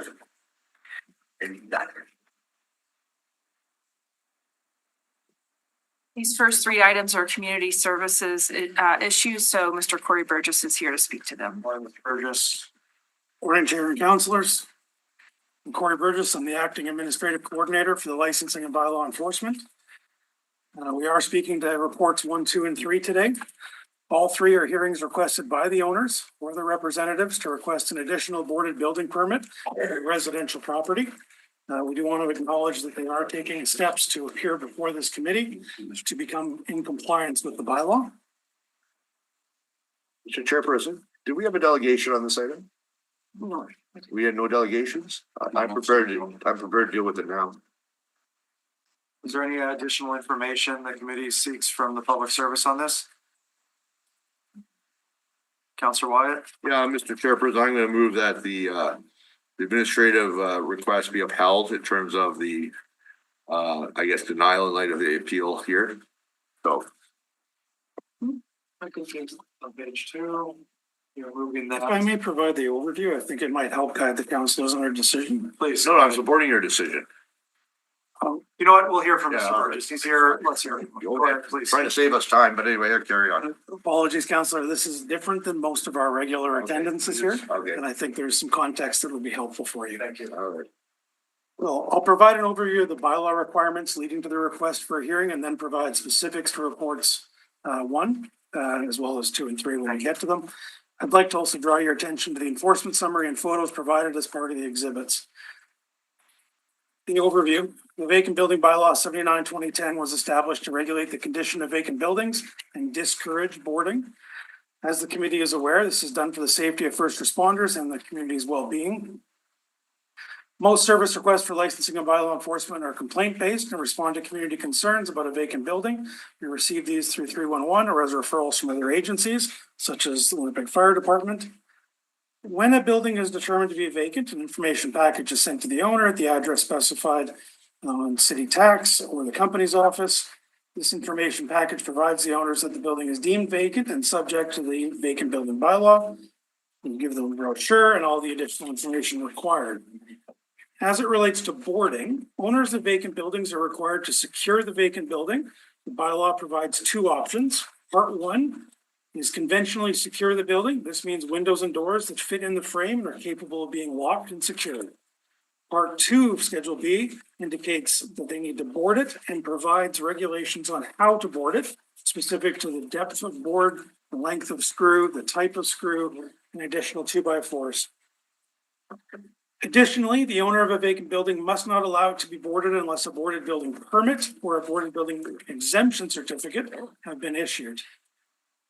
As the bylaw is written currently, we have to note that residential properties are eligible for 1 boarded building permit unless application under section 10 is successful. The department can only issue 1 boarded building permit for the residential property. The authority for allowing subsequent permits resides with the designated committee, this committee. In determining whether to approve an additional permit, the designated committee must take into account the impact of a boarded building on adjacent buildings on the surrounding neighborhood, the viability and credibility of the owner's plan to bring the building into compliance and maintain it thereafter in compliance, the likelihood that the building will be reoccupied in the future, and the owner's record of compliance or non-compliance with this bylaw and other bylaws of the city of Winnipeg. Specific to report item 1, 239 Simcoe Street is a residential property under enforcement of the vacant building bylaw. It has been vacant since 2019. Property was boarded by owner July 2024. This brought the property into compliance with section 5 of the bylaw. To comply with section 6, a boarded building permit was issued. The permit was issued September of 2024 and expired September of 2025. In response to the changing conditions, the department has issued an order compelling them to either remove boards or seek an additional permit to remain boarded. And that's what brings us to today. Okay, the public services, request to yay or nay to the additional permit. Public service has no opinion, yay or nay. What we are saying is that for them to be in compliance, they would either need to remove boards or obtain another permit. The path for a permit resides with the committee's discretion. If the committee decides that they are allowed to stay boarded for an additional year, they would need to grant the permit. If we are saying no, the boards must be removed, which is the intent of the bylaw, they are not to remain boarded as a residential property for more than 1 year, then you would uphold the order basically by saying no to granting an So you additional mentioned the permit. viability and credibility of the owner's plans to bring the building. Can you provide comment on that from the public services standpoint? I cannot. What I can say is that we have no evidence that they have submitted any plans or sought to take plans, submitted a development permit, nor do we have any reason to call this a problematic vacant building. We have no record of any emergency abatements. Okay, so then, we do not, grant the request for an additional and the boards come off and then we go out and enforce again? Well, taking the boards off would be at the discretion of the owner. What would happen then is we would engage in enforcement. We would start applying tickets. To bring it Can I to ask, a livable space. To incentivize occupy. compliance with the bylaw. Okay, And occupy and Counselor. impose fees. okay, have you spoken to the owner? I do not have any communication with this particular anybody owner in the or their department had any representatives. got And I communication? understand they did submit representation through the same. Has anybody in the department spoken to the owner? No, Okay, all right. And, or anybody else in the city that you're aware of? I'll just confirm that for you, Counselor. I don't want to give inaccurate information. Yeah.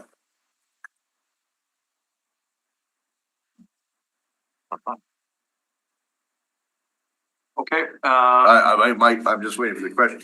I guess my question is, so the request of the property owner is specifically for what?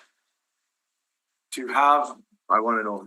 Permission to purchase, and it is purchase, Yeah, an additional boarded building permit to remain boarded for up to 1 year. another year. And the department is saying you can do that.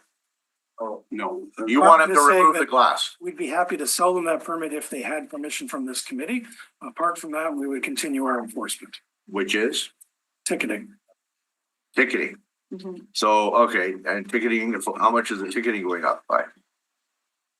What do they get ticketed for? Ticket for this would be fail to comply with an order. The amount is $500 with an early payment of $250 plus a monetary penalty of $250 after they've had one occurrence. And how long does that ticket apply for? When do you go out ticket again?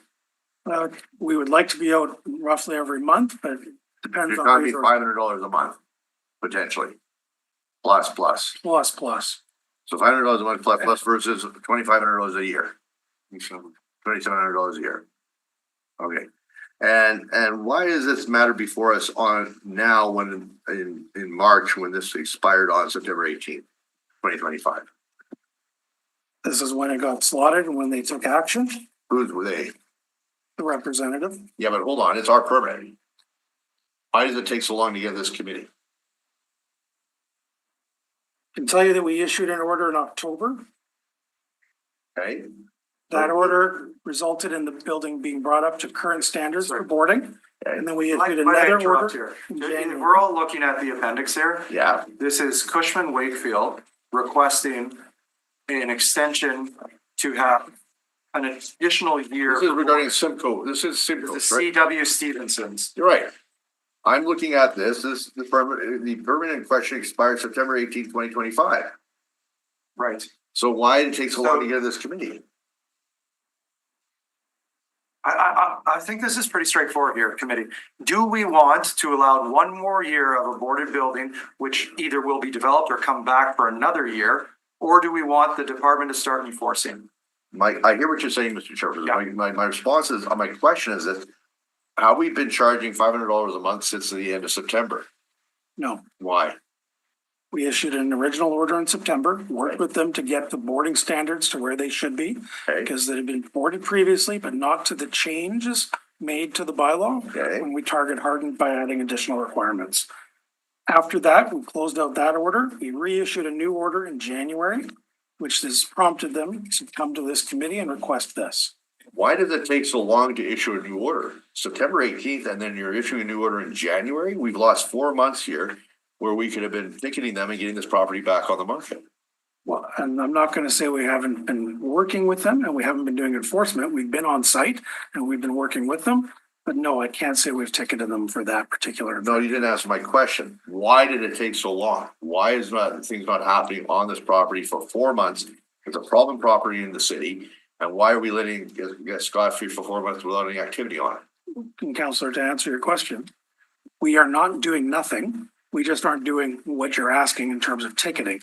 We've been involved, we've been on site many times, and we've seen. But we gave them a freebie for 4 months. Seen that the boarding has been increased, I've, and now they have come I'm prepared forward. to move a motion here. I've heard. All right, enough. Mr. This is a Chairperson. national development corporation. They Yeah, can big figure company. it out. Big company. They got a They $400 or can figure it $500 out. a month Thank and you. we've been ticketing So them. if somebody would like to move the But motion. we go after the little guys also, Mr. To Chair. Very quick. deny the request, then I'm happy to hear that. Otherwise, somebody can take the chair. No, I'll be happy to approve that. Okay, go ahead then. I'll move that we deny request. Thank you very much. So Counselor. And in the future, I'd like to see these things back here fast. Conditions outlined in section 10(2) of the bylaw 7910 have not been met, and that the request to issue an additional boarded building permit be denied.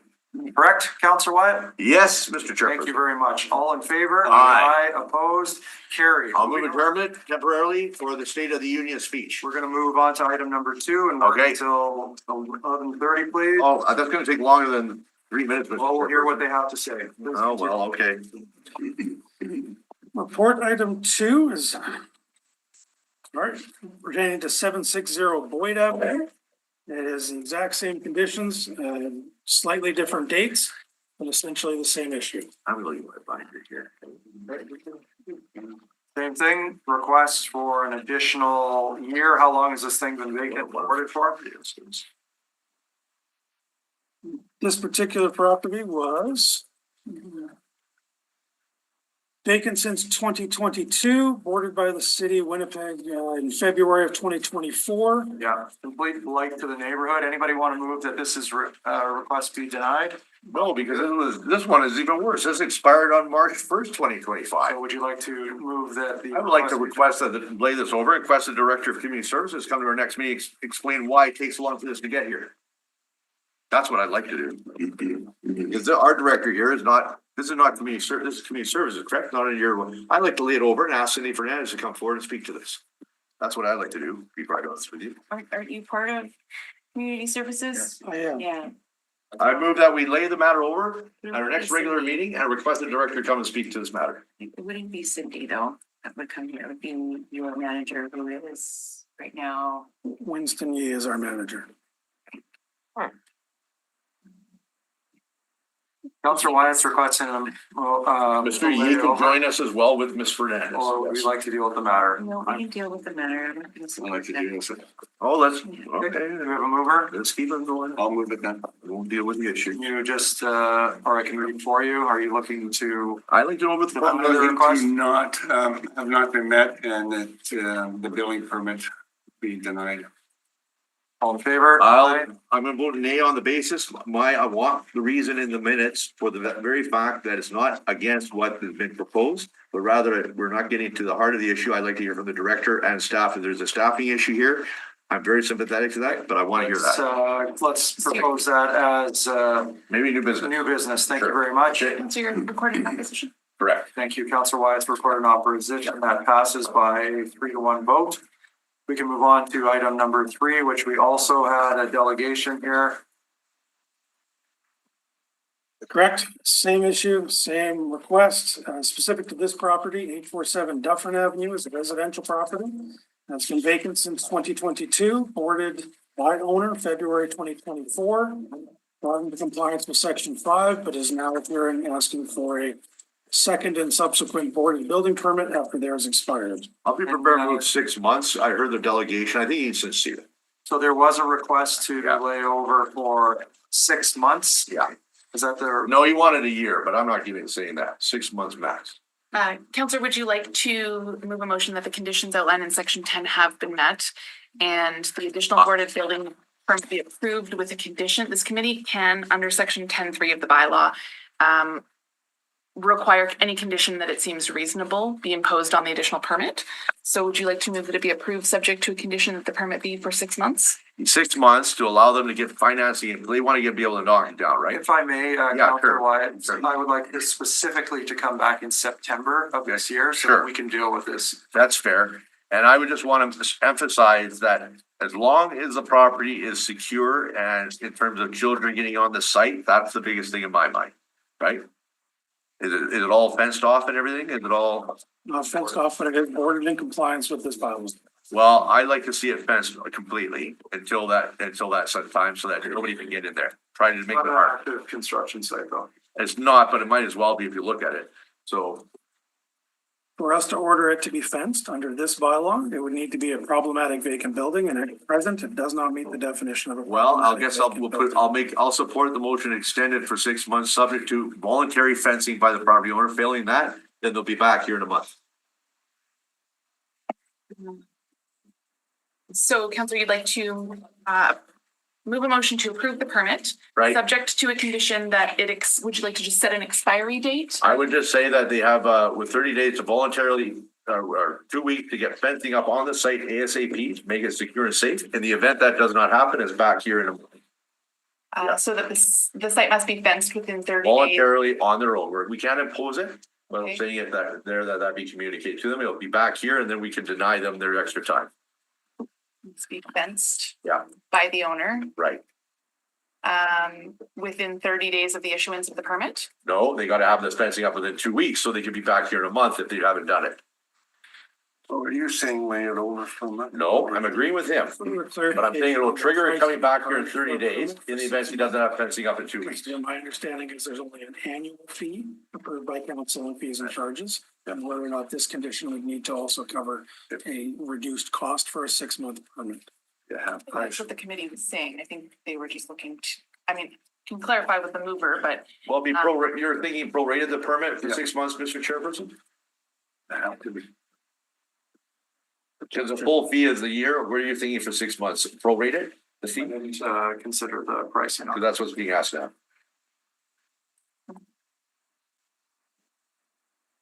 would the permit be charged the same amount, but it would just expire in 6 months?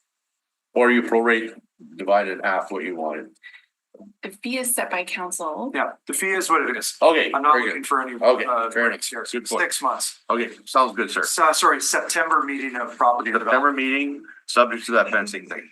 So sorry, the permit would expire on August 31st of 2026? Correct. Okay, and you'd like to include a further condition that the site must be fenced by the owner within 30 days? I would say within 2 weeks. Within 2 weeks of the issuance of the permit? 2 weeks as the issue, as of today. Okay. Yeah. Prior to March. Properly Sorry. fenced with a minimum of an 8-foot high fence around the entire property. I don't know. I'm not looking to get into specifics like that. Well, okay, I just want a fence to keep the kids out, discourage them from getting it. So, Okay, To so the satisfaction of. Chain link. to the satisfaction of the director? That if you, okay, March 19th is 2 weeks from today, so the site must be fenced by the owner prior to March 19th, 2026. Would you like anything else? No, other than if it's not, then it's back here in a month. Right? Well, that would be a condition of the permit, so in order to receive the permit, just confirming with Cory, they would need to complete that fencing. Right. And then. But if it's not done by 2 weeks, it's back here for us to deal with. Uncharted territory, but we'll explore that as a condition of the permit. And then certainly bring it back to the committee if we don't see compliance voluntarily. We're gonna be Columbus on the charter. Okay. Okay, so the motion is that the conditions outlined in section 10 have been met and the request for an additional boarded building permit at 847 Dufferin Avenue be approved, subject to the following conditions. 1, that the permit expire on August 31st, 2026. 2, that the site must be fenced by the owner prior to March 19th, 2026. And Councillor Wyatt's moving that. Sure. All in favor? Aye. Opposed, carried. We'll adjourn till 1:30 PM. Let's do our best to be back here at 1:30 PM. Okay, thank you, Mr. Chairperson. Welcome back to the Standing Policy Committee on Property and Development for Thursday, March 5th. Joined by my committee members as well as members of the public service. We will reconvene our meeting on item number 4, which is a lease agreement amendments to Manitoba, sorry, not lease agreement amendments 2, but lease agreement amendments, Manitoba Cricket Association. Public service. Okay, Jessica Zara, acting administrator.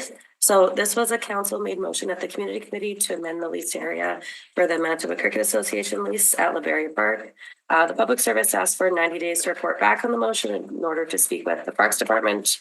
After speaking with Parks, we recommend that the lease area is not amended, as this area in LeBerry Park is used for baseball, cross-country runs, disc golf, as well as just general park use. Parks has advised that they plan on investing capital dollars in improving the current baseball diamonds in an effort to attract additional users. In 2025, they had 40 bookings for the 2 diamonds and the multi-purpose space, which would be the outfield area of the diamonds. And those bookings include baseball, cross-country, weddings, small events, fireworks, and a variety of picnics. They also had 110 bookings Monday to Friday for the hot air balloon launch. And in 2025, they received 4,700 in Parks booking fees.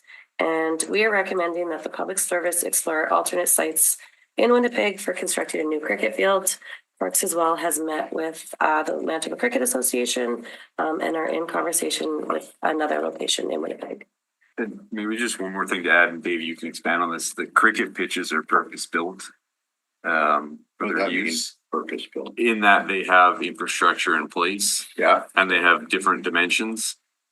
So I think the baseball, softball field would be eliminated if converted to a cricket pitch, correct? Yeah, that's great. Yeah, so there's some natural areas that have to be removed, as well as there's a cricket pitch usually in the middle. That's the concrete area. So it really eliminates or reduces the opportunity to do or play other sports in that area at the same time. It'd be a hazard. So you would eliminate the pitcher's mound. Is there a mound there? Is that softball or hardball? Softball. So there's not a mound. Yeah, no, there's not a mound. Okay. But I'm talking about the cricket pitch. Yeah. Cricket, no, I hear what you're saying, but you're saying something would have to be eliminated, so I'm just wondering. Well, you can't really use that to play programmed baseball anymore. What about the Pizza Park up to the north there, on the north side of that trail? That open field there. I'm not sure what you're referring to.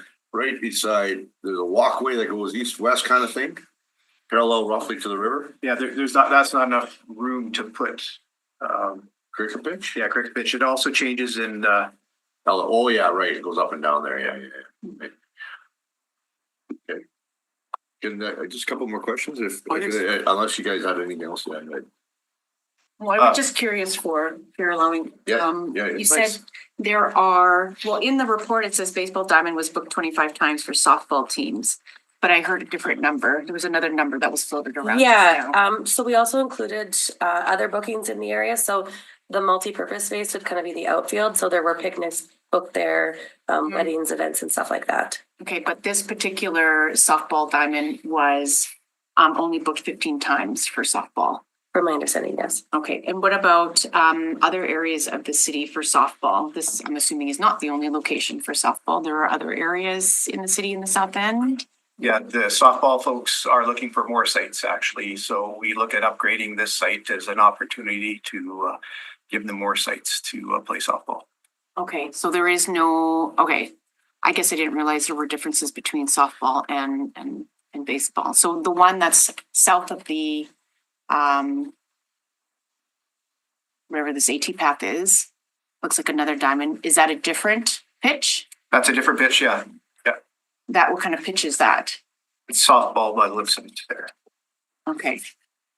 So they would be losing one softball. Okay. Yeah. And we don't have any other sites for softball? No, at this I mean, the whole issue is that there's not enough room to do everything that we want to do in parks. There's just lots of different things going on, and it's more than just about softball here. Okay. The park strategy talks about multi-use green spaces being important to people. So we can't limit this park. I think it would be a mistake to allow cricket here when we have so many bookings, more bookings coming down the line too. And it's kind of, I guess this is the balance this committee needs to make is, it's generally the benefit of all Winnipeggers to not have it a cricket pitch versus one stakeholder to have it as a cricket pitch. So how we understand, the delegates had mentioned that in their lease agreement that other, types of sports or nonprofits could use the cricket pitches. So I guess in your bookings, when it's like off season or during the day for cricket pitches, are we seeing other organizations booking these 3 down here for the 3? Those are leased so that they have exclusive use Oh, they have those exclusive. sites. Okay. And technically converting this other field would be an exclusive use for them also. Well, we heard something different from So, the when- organization that other organizations can use this space. When I looked in the lease agreement, the hours are for the term is from May 1st to October 31st. And from 7 a.m. to 9 p.m. would be the exclusive use area, and then the public could use it outside of that. I'm not sure about how their booking system works internally. Let me take another answer at that. So, and all these sports exist and activities, recreational activities exist in the same time frame, and the answer is no, because typically cricket users want to use them on the weekend nights and on weekends. That's exactly the time we have most of our picnics booked. Most of our large events booked, all those occur at the same time. And it goes back to the point of once you convert it to a purpose-built facility being cricket, that's what it's going to be used for. You're not going to be playing softball on a cricket pitch. Yeah. Councilor Wyatt? Well, allow me to play the devil's advocate as if I don't do that. Everybody wants to play at prime time, right? Not just cricket, like you said, Dave. That's when the cricket users want to use the field. Well, that's when everybody wants to use the field. Let's be honest, right? It's not just the cricket users. Oh, I agree with. Okay, because you kind of said it like they're a special breed and they only want to use in the evenings and weekends. Well, that's when everybody wants to use the field. Well, but if I could clarify, we're talking about what Winnipeggers want is multi-use green space, Councillor. No. You said that they have a special group that want to use it evenings and weekends, and you can imply that softball people don't want to use it evening, weekend, that they're different. I define that as being just within the athletic field sports groups. What I'm trying to say is that there's a multi-purpose sport group. One of the things Winnipeggers want is a multi-use green space that they can just go kick a ball around, do anything like that. Okay, So well, that's also. I'm all in favor of that, but at the same time, you're saying why we can't do it with them is because of specific programming that's taking place. That you're saying you're booking program, there's money involved here and we're booking teams. So we're not talking about just informal play or pickup play, as we call it. This is actual programming taking place. So you're saying, so it's fair to say that people who play softball or baseball also want it in the evenings and weekends, no different than the cricket people. When we talk about just athletic sport, you are correct. Yeah, okay. I just want to get that out of the way because it just sounded like it was a bit of they're different than everybody else in not a good way. But anyway, so the second part of that, I guess, is that it's common in parks that we have multiple uses, right? So in other words, we're not saying that the whole park is going to be theirs. I just want to challenge that assumption, which I just heard, that there's going to be a single use park. I don't think that's what they came here and asked for. Is that correct? If their lease is amended, they have exclusive use in accordance with the lease. So Okay, it's theirs for a time frame. In terms of the land in question, not the entire park. No, I'm saying if the lease is amended, the area that they would occupy, the new pitch is theirs, is 100% theirs, cares, custody, control for the times that Jeff. But it's not the entire park. No, but it would be for that pitch. Right, but it's not the entire park. Correct, yes. Okay, good. So I just want to get that out of the way. We're not creating a single use park here because I also heard that kind of the implication. So the third thing I like to ask is why are we not building these cross access agreement arrangements that we do with land in other cases? Well, there's only two ways this operates. One is that Parks has a booking system and they program the fields themselves. Or in the case we have here, we lease to a group and they take over care, custody, and control, and they manage the field as they see fit. They're potentially, or depending on what the lease says, they can book the field out themselves. And we see that in a few cases with our tenants where they're managing it. Okay, but Gordon, you've done so many leases and you're an expert on them. Basically, you're far better than, anybody in the room here. So I would say like when it comes to writing these leases, as well as I think I do, that you can put into the lease certain conditions, right? Because we're the property owner, and say, look, you're going to have to do by such and such date, supply us with the terms of how many evenings you're going to use. You have to leave X amount of evenings available for us during a season because we need it for softball for our own programming. That could be built into a lease in theory, could it not? It could, and the reality is that doesn't work out so well because again, the city is removed from that, and then you're leaving it. Why is the city removed? It's our lease. Because the tenant has care, custody, and control. They're the ones that are determining how to deal with the bookings from the other groups. And if we're no, I'm not saying that. I didn't say that they book it. I'm saying that they have to deal with the city. Yeah, but the city does still the bookings for the softball. We're not taking that away from the city. But then we're no longer talking about a lease. Why not? Because that's a license. Because they no longer have care, custody, control. Because we're just saying you get it 4 nights a week or whatever the time is. Now we're talking about a different structure, which is fine, and that can be done. But that would have to be clearly established. Why couldn't that be incorporated in a lease though? I don't understand that. Because they wouldn't have exclusive use of that area. Well, I'm saying that in the lease, there would have to be a cross-access arrangement. They would have exclusive use except at these times. For what purpose would that provide? Address the purpose that Mr. Donkey is saying, which is you need some time for the people to play outside of the crooked people. Right, but there's also the complication of creating a dedicated facility for cricket, then it's eliminating. Right. If you want to preserve let's not talk baseball. about the issue with about the physical side of it, right? But I just want to get this hammered away. We could, in theory, build into the lease the ability to have cross access, whereby the Parks Department, Parks Division will be able to say these are many days. You have to give them to us, and if we don't need them, we'll give them back to you. Right, but you got to set them aside, and this is it. We could, in theory, do that in a lease. We could, yes, we could. Okay, that's number 2. I guess when it comes down to the land, I guess I challenge that. I've seen in other municipalities where they have a cricket pitch in the outfield, and it doesn't affect the softball. Life continues. I'm trying in the outfield now. If you have a cricket pitch there, it's just a piece of cement. It's yay wide by 20 feet long, and it's way out in the outfield, and the outfielder is there. It doesn't get in their way.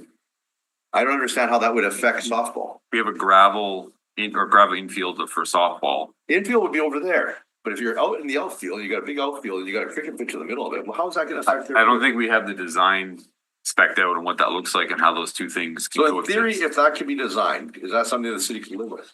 I don't think it can be designed, Counselor. Why? Because it's a concrete patch in the middle of a softball. And that would be There's a field there, there's no way. Let's That- look at the report, back to Schedule A of the report. They've identified the space and there's no way that, like, we're talking about, what is it? Acre and a half of space. And the place that they've identified, like, I'm not a cricket expert, but whatever the concrete is in the middle of that, that is quite some distance away from where the batter's box is. Like if we were to, in theory, Mr. Donkey, put up a fence for softball, regulation fence, right? In the outfield, there's no way that it's gonna be at the, wherever the cricket, whatever they wanna call it. Yeah, no, that's still in the field of play with baseball. The cricket pitch. Baseball, so is it baseball or softball?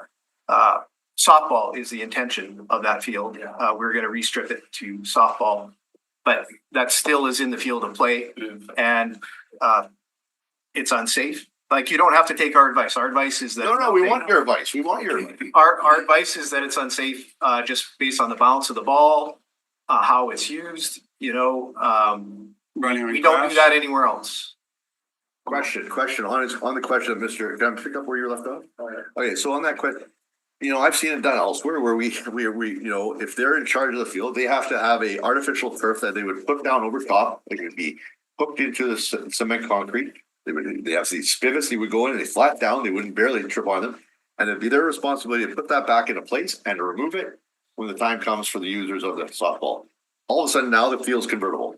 You wouldn't even know the concrete's out there. I disagree with that. Even when you put artificial turf down, There'll be a different bounce in the ball. Like artificial turf doesn't make it like regular turf. You can't assume the same. Dave, you're not gonna get this agreement for me, but we're talking about basically a 4 or 5 foot wide strip, 20 feet long, right? That's what the concrete is, roughly. Yeah, I don't Right, know that's a exactly. great- that's a I think great it's a lot more than that, a lot longer than that, but. Yeah, so I mean, maybe it's longer than that, maybe it's 30 feet, I don't know. But on a massive field that's 200, 250 feet yards wide, right? Like if it would be possible to explore that option, is that something you'd be willing to explore with them? To see as a multiple use field, just because like, it sounds like we're getting revenue, I agree, but we don't have the fields booked every night, do we? Every night for baseball and softball? No. And all weekend? No, we don't. Okay, well, if that's the case, then why wouldn't we explore this with them to see if we can get get those fields going and busy? I mean, if the technology exists and if they're prepared to pay for that technology, which I don't think is that much, to have that, we have that concrete's in, but then you gotta have these pivots and you put it over top, you wouldn't even know I agree. If the baseball hits or softball hits at that one spot, it'll bounce differently. I agree. But in the big scheme of things, it's not the end of the game, right? The game can go on. So I just want to know if there's a willingness to look at that, consider that as an option. My sense is that it would be, like, I don't know of any technology. I've been in this business for 30 years, Counselor. I have no technology that would make that work efficiently. Well, we can walk over to the ballpark and I can show it to you, but anyways, but anyway, the other thing is, okay, so that's kind of a no. The last thing I would ask is, the park is pretty big. What's down to the south there on those open fields? Can you move your computer over? It looks like there's like, if the ballpark kind of goes down and then there's like that kind of, it looks like what's down there? Naturalized grass. What is that, grass? What is? Yeah, it's a natural area, naturalized grass. What habitat species is that? What level have we done? That's a city park, right? Yeah, we do know there are some species that are rare in their wet quality of habitat. Habitat is, I believe it's a C or a D, so it's not an A or a B. So we would have to consult with the city naturalist on that before we do anything. Yes. Okay. Well, maybe that's the first thing we do, Mr. Chairman. I would say, like, if that land, and if it's been tilled before, right, further past the softball. I'm not sure, but. I don't know. Yeah, I don't know. And we would want to, who's our city naturalist? He's still, Rodney Fenner. Still Mr. Fenner? How's he doing? He's doing well. Good. I haven't He's seen still him part of the Parks and Open Space. We gotta do a burn this summer, kind of up at Tallgrass Cross on Region Avenue, eh? We'll So see you there. we gotta get that going because the invasive species are taking over. You gotta And come. you'll come out with us and he likes to play with the map. You need to ask Okay. questions. Mr. Wyatt has All right. the floor for Okay, a sorry. very long All right. time. Very good. It's a Sorry. long Okay, I'll topic. shut up now. Go ahead, Councilor Santos. Question. She's right. Okay, so one of your suggestions here is to explore alternative sites in Winnipeg for the construction of a new cricket pitch and report back by September 2026, which is in a few months. The cricket pitch have texted me during while we were on break a couple of locations that they're interested in exploring. But are you guys aware of any other sites, park sites? That doesn't cost a lot of money to, I know there's berms and squirrels and, lots of hills in our parks right now that is quite challenging right now. But you're stating you're going to come back in September of 2026 with some other suggestions. Do you have any idea what other areas we could be looking at? Well, we have one specific site in mind, yeah, that we've offered and are in discussion with them. I have not heard back from the group about it. Okay. Are you able to let us know what that site is, or is it not public knowledge? Or No, I think it's public knowledge. We might have to engage the public through an engagement process. And it's Woodsworth Park is the location. Okay, that's the one in my word. Yeah. And it's not it's not well booked. It has a washroom at it. So we thought it would be a very good fit. There's not a ton of other locations out there that can fit an adult size cricket field. Okay. The other thing I wanted just to remind councilors too, and council, is that our focus through your policy is on youth and youth sports. That's our first focus. It's not on adult sports. Okay. And so the one at Woodsworth Park could be used for the size youth? Yes. My understanding was like practice as well. Not necessarily youth, but it's primarily adult. When we look at the data based on the number of youth that are involved in cricket, it's very low numbers. Any other places? Cause they've mentioned, Little Mountain Park was another one they were interested in looking at. And, there Well, was, I wonder if they have had conversation at John Bloomberg Park is another location potentially that they could look at. But the whole idea of, like, you're kind of asking us to do, if we know of any work before we do the work. Well, the work is to come still. But there are some other options out there, yes. okay. Thank you.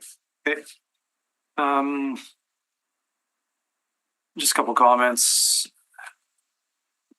With the existing cricket grounds, it does look like there's 3 fields there and they do overlap. I mean, it's not parks to maintain here, but must be some accommodation that we can make for a joint use of one of these fields. That it wouldn't be exclusively cricket and we could still maintain. And Dave, I think, I'm not 100% sure here, but I think that one is a baseball diamond and one is a softball diamond. Yeah, but we'd be making the hardball diamond to a softball based on requests from the use. And, you know, we finally, for the first, one of the reasons that the fields aren't in the best of condition because we haven't had enough resources to fix fields across the city. So this is the first time actually, council, and gratefully, we've got some resources to fix up some of these fields. We see the demand being there for baseball. Yeah, I know that argument. I hear it in my ward all the time, so I'm invested in my neck of the woods. I just, if we sent you guys away to work with Manitoba Cricket Association and parks there to see if this could potentially be either one of these, we'll call it ball spots. If either one of them could be joint use. Sorry, the terminology joint use as in have 2 fields in one? Yeah. Because joint use means something. Sorry. Multi-use. Multi-use. If this committee asks us to do that, we would go and do that. Do we maintain any cricket fields throughout the city? We will be, yes. Yeah, actually we do now too, yeah, at another location. I get that they want, like Manitoba Cricket Association wants their own cricket field to operate in conjunction with these other 3 fields, but if we had a cricket field at this location and a softball or baseball, sounds like it's gonna be softball, and then we would control when it was rented for what. If it was a multi-use space. That would be one of the things we would explore if you asked us. I don't know if that's exactly the goal of Manitoba Cricket Association. Sorry. Okay. Is there a possibility, so I'm trying to also find a balance. I think it seems like this committee is trying to find a solution to both cricket pitch and the baseball. And what was the plan for the public service to, I guess, renew the baseball diamond? I'm assuming it was going to be this year. Renew the lease? No, Sorry. the pitch, the baseball, the upgrades to the fields. When were the upgrades to the fields supposed to? Planned this year. Planned this year.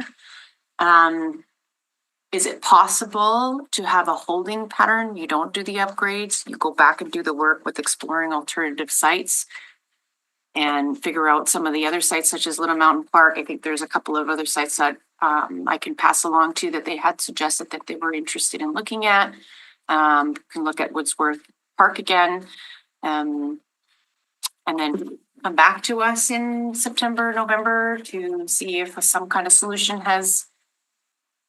Yes, if we got that direction from this committee, we would willingly do that, yes. What was the feedback from the baseball organizations about, I guess, booking? I guess they're like, they would be in a holding pattern. They'd have to continue their looking at other sites, right? So what is their feedback? Like, I know I'm kind of put you on the spot because maybe you don't know what their feedback is like, because maybe they were thinking that this was going to be upgraded for them in the summer months. But now, could they continue on with their programming if these 2 sites were not available? Well, you know, I believe they could. I mean, they won't have a choice if the decision is made that way. What we do know is that they're looking for other sites. And whether or not there'll be pushback on that, I'm sorry, I can't predict. Okay.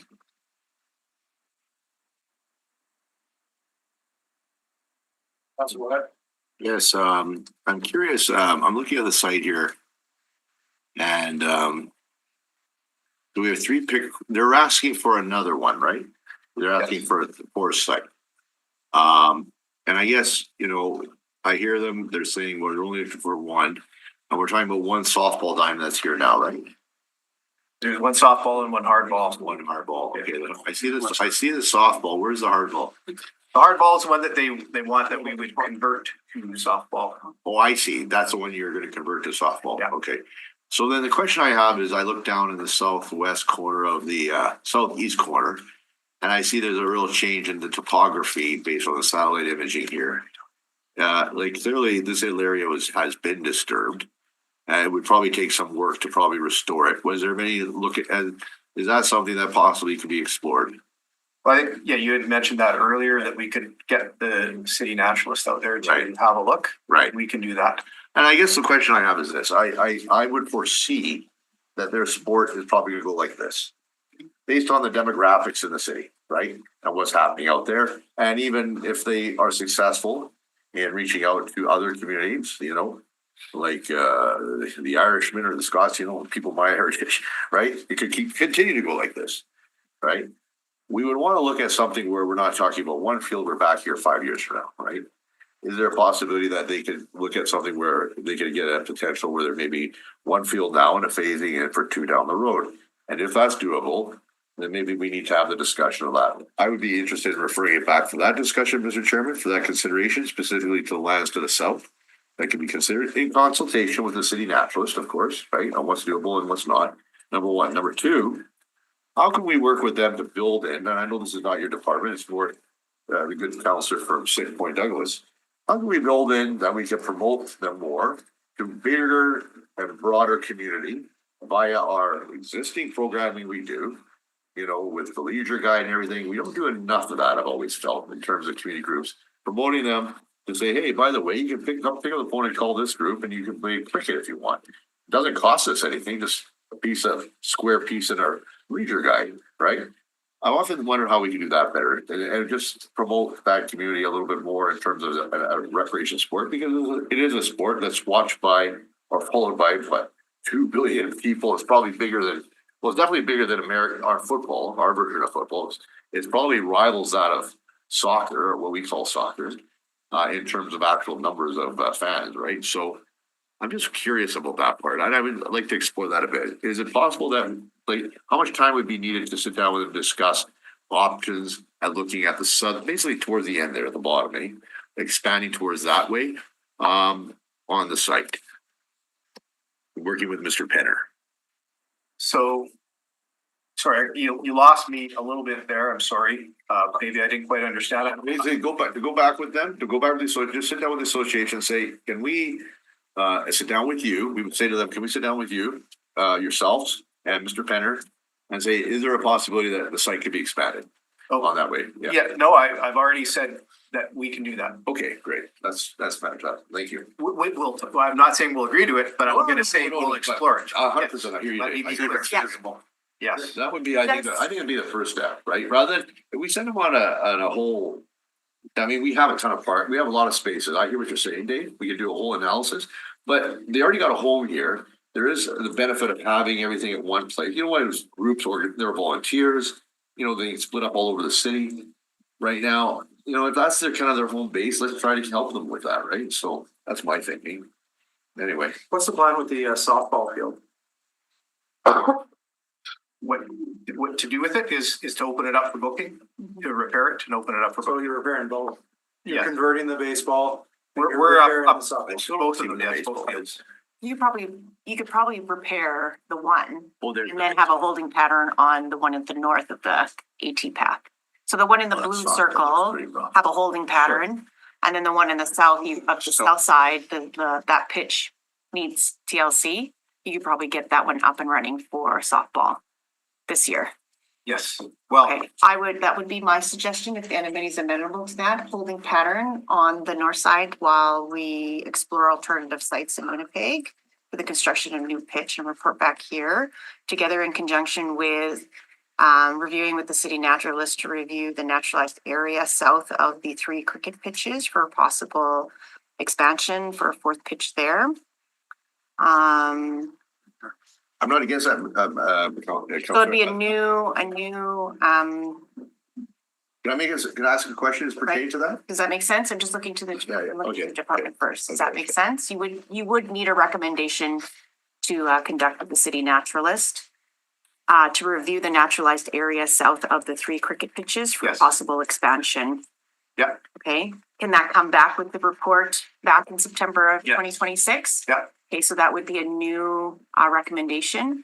Do you need a recommendation for a holding pattern of the one baseball deck? No? Okay, so you can move ahead at your own We'll just, authority. we'll just. Do the one side, okay.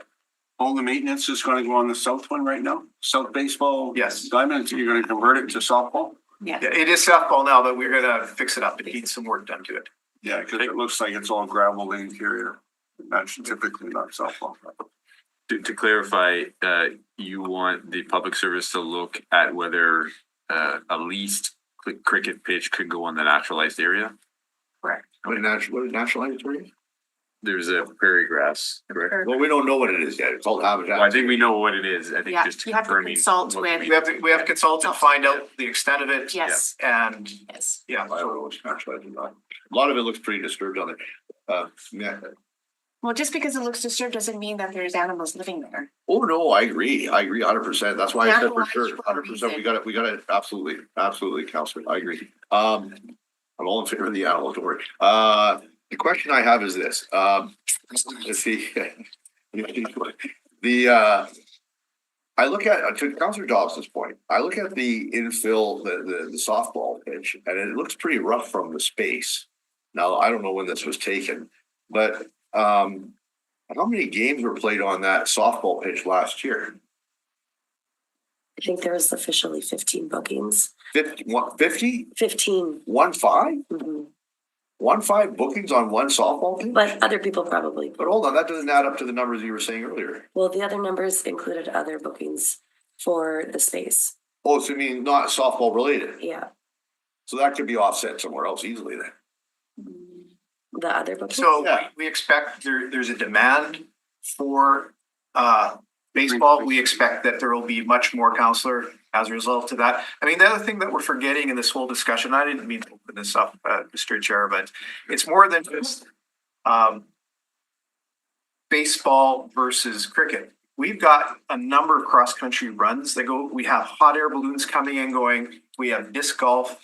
All that has to fit into this milieu or this mix that's used in the park. There's a natural area, probably the natural area is the most stunning of any of our natural areas in the city for a large park. That's probably our number one draw there actually overall. So I'm trying to paint the picture of it's more than about just one or the other. There's a lot going on in this park and there's conflicting uses. So can I just wrap this up? So you're telling me that there's 15 bookings, 5 months of the year from May to September. I'm not even throwing in October. That's 150 days. And there's only 15 bookings, which is like a fraction of the time, not including weekends, mind you. And we're splitting hairs over this at this point. I say give them the ball diamond, let them use it. And let's find another ball. For over 15 bookings, we're having this debate about this. And if they can find, and there's other bookings, well, I'm sorry, if they want a picnic, there's a beautiful site to the north they could have a picnic on. There's a number of places here they could have a picnic and games with their family on. I don't know what the big issue is here, Mr. Chairman. I don't understand why we can't earmark that. And we should explore the land to the south for future growth for them. I don't understand why we can't hand over that diamond if it's been run down into the ground, so we're not using it. 15 bookings proves that I wouldn't want to play softball on that. You kill yourself, you break an ankle. If I could And I don't know where we're getting the money to fix the softball diamond anyway, because all our budget's been cut. Where are you getting the money for that, Mr. There's council approved for this one for 2026? Yeah, for athletic fields in general, yes. But for 2026? Yes. For this diamond? Well, that's athletic fields in general. But not this diamond, thank you. Okay. I'm not sure how to respond. I think I've already responded once or twice to this. We have a demand for softball. We know that there are more players, more games that would be booked if we fix these fields up. Number one, it's more than about baseball and cricket. It's about multi-use of this site. It's a regional park. It's to be enjoyed by everyone. It's just not to be enjoyed by one sport, either baseball or cricket. It's actually the focus of our park strategy would be what they want is picnic sites, number one, and multi-use areas, number two. They don't want either baseball or cricket. They want natural areas is the third thing they want. Those are the top three things that they want out of a park. Who's they? The public, when we did public engagements through the park strategy. Okay, so, okay. All right. Can we lay this over for a month? Here's my thought on this. Yeah, I wanna deal with this now. I think that there's good reason to have the area further explored. To the south, let's see what the area is there. Is there potential to expand on the footprint that the Manitoba Cricket Association is already using? If the public service can be directed to do that. And then I'd be interested to see if there is a way to have, I don't know how you want to call this, multi-purpose space in one of the two existing diamonds. Come back with an answer on that. What are you talking about, the one diamond? Both diamonds. Let's look, are either of them an option for a multi-use space? And then the south, is the south an option to expand for cricket use purposes? Well, can I add a third thing to that? And I'd like to know whether or not that one so-called softball diamond could be exclusive to the cricket folks. You know, in light of the fact that we have Bloomberg, in light of the fact we took over Bloomberg and they have a $60.5 million deferred maintenance on Bloomberg thanks to Softball Manitoba not maintaining it, and it's not fully booked. That's not. And that's not fully booked. And so if there's a demand for softball, why aren't we using Bloomberg, which is sitting there? Bloomberg is no longer under our purview. We're in a new lease agreement. We're in. The Red River Exhibition. Since when did we sign that? When did it go to council? That's not. That would probably be coming forward anyway. Another should have fallen. Interesting. Okay. Great. Well, we don't have a special deal for them and not other people. So are we interested in looking at exploring the other areas? That's what I hear. Now see what's going on. Yes, okay. And then I'm sure I'm not at APC. if we can have any other, do we want to do new business to explore the northwest quadrant? Oh, they're doing that already with the exploring alternative sites in Winnipeg. Okay, so we can add that into it if the Well, committee it's is. already in the recommendation one. Yes, I know, but we're doing an amendment here Oh. to this recommendation. Well, I don't know about this. I don't know now. I don't know what I'm gonna do because I'm making decisions on softball sites and field sites without having the full picture before me because you guys know what's going on with Bloomberg and I don't. And now you're asking me to vote on something to possibly take away a softball diamond. I have no idea what's going on with all those diamonds up there because the report's secret. It's not come back to council or committee. I'd like to know what deal has been struck on a lease agreement with Red River and what their plans are with those diamonds. And now I can't vote to do anything on that diamond. I hate to say it, even though I know the Cricket Association folks are sincere and good. Put me in a box. And I wish Councillor Lukes had been open about that when she reached out to me to ask me for support on this initiative, but she wasn't. So anyway, okay. I will be voting against the motion. Okay. Anyways, so The other option would be to lay over the matter if you wish. Well, I will lay it over and let's get everybody in the room and talk about it. And I would, whatever share with me with regards to the negotiation with Red River or anything, I'll sign a non-disclosure agreement. I don't have a problem with that. So, yeah. One thing I don't think we talked about, and Dave, maybe correct I'm wrong, like we've set aside the existing lease with the Cricket Association as that is their space. I don't know if there's an opportunity, because we talked about kind of some shared boundaries of whether a diamond can be relocated into some area that uses portions of the cricket pitch that don't extend to the permanent bowling area. Right, we need 300 or 400 feet, whatever it is, for an outfield diamond. Is there an ability to I don't know, Off Gordon, that. like Gordon, I'm looking at the picture of their cricket pitch here and the circle around it, the green area. Yeah. It's pretty similar to the whole entire pitch there, right? Yeah, I'm just wondering, and I'm just looking at my map too, is if there's an area where we could put the infield that could utilize, the outfield would utilize the outfield of the cricket pitch, so to speak.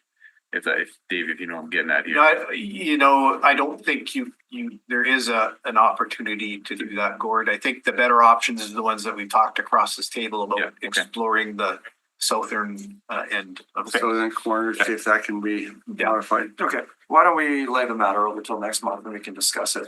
Hopefully We come need back with something. grass out of this one, that's for sure. So. So the April meeting of, I'll move it over, Mr. Chairperson. What do we need to lay it over for? We're gonna lay it over so we can have an informal discussion with the area councillor, our good at public service, and maybe these folks, and go from there. There is no area councillor, does that. Okay, well, with the council Luke, who seems to be the one spearheading this, out of respect for her. If that's fair, that would be fair. Oh, we got Daffy the Duck. That's good. If you're gonna have it on, might as well have a good one. we're not building a baseball diamond or a cricket pitch in 30 days. We'll lay it over so that, yeah, exactly. It's pretty cold out there. Okay, April meeting of P and D. I didn't buy it. Aye. All in favor? Nay. Aye. Nay, In opposition? We see this back in April. We can take a 5-minute break. Thank you, sir. Welcome back, Standing Policy Committee on Property and Development. Item number 5, 2025 Complete Communities Land Monitoring Report. Public Service, an overview, please. Thank you, Mr. Chair, joined by Michael Pill, our Growth Management Coordinator. This is our annual Complete Communities Land Monitoring Report, updating our land supplies for council, as well as a discussion on infrastructure and future investment. I'll hand it over to Mike Pill to give a bit of an overview and open it up for questions. Before you get into it, Mike, and I know you're doing a very good job, I don't want to cut you off. I was away last week just because of a situation that came up that I did not expect, right? I did not have the chance to read all of this, okay? And I would really, is there a time crunch if we were late? So give me a chance to read it so I could ask you learned questions. Is there a time crunch on this? Is this something that has to be dealt with this month? Is this an annual report that we do? Mr. Pill will be out through the chair to Yes. the counselor. Mr. Pill will be away on vacation, and so he wouldn't be here to speak to this report. It was due back a while, and we've laid it over a number of times already. We would prefer he would at least get Oh, to yes, okay. present to council. Okay. And then what you do with it from there is, of course. Please go ahead. All right, go ahead. Okay, well, James introduced the item, so I'll just jump right into the main findings of the report. So, beginning with Greenfield residential land, the report describes the city as having a healthy supply of Greenfield residential land at this time. However, council will need to invest in major infrastructure soon in order to maintain this supply. For example, development in the south half of Precinct K, that's in the southeast quadrant of the city. It's the next priority for servicing as per council's Greenfield phasing policies in complete communities. May be limited by wastewater treatment capacity at the south end plant, which is expected to reach capacity in the early 2030s. We have the Director of Water and Waste here, available to answer any questions more detail to that issue if the committee would like. If there are issues in bringing Precinct K online, the next priority, according to Council's Greenfield phasing policies, would be Precinct D in the northwest. That would require funding the Chief Peguis Trail by 2027 to be in place by 2033. If neither of those sites are able to advance along those times, the Public Service does forecast that the city would fall short of its serviced land supply targets down the road. Switching gears to infill, the city continues to meet its 50% intensification target. In 2024, 53% of new homes were in the intensification target area, while the last 5 years saw an average of 55%. Speaking to downtown, the report notes that downtown development fell short of council's target of 350 new homes per year in 2022 through 2024, but there is a reporting lag here, as has been more recently reported on. Things have changed in the meantime. In 2025, the city issued construction of over 1,000 dwelling units downtown. So big difference from the time horizon of this report to more recent reporting more recent findings. Otherwise, the supply of non-residential land remains very similar to what we have reported in years past. The supply of serviced industrial land continues to be pretty limited. It's relatively stagnant with little change year over year. This is expected to change following the installation of the first phase of regional water and wastewater services in Centerport South, which is expected to be complete in 2026. So as development applications come forward there, that will increase our supply of vacant serviced industrial land. And on the commercial land piece, there's also been a little change in that.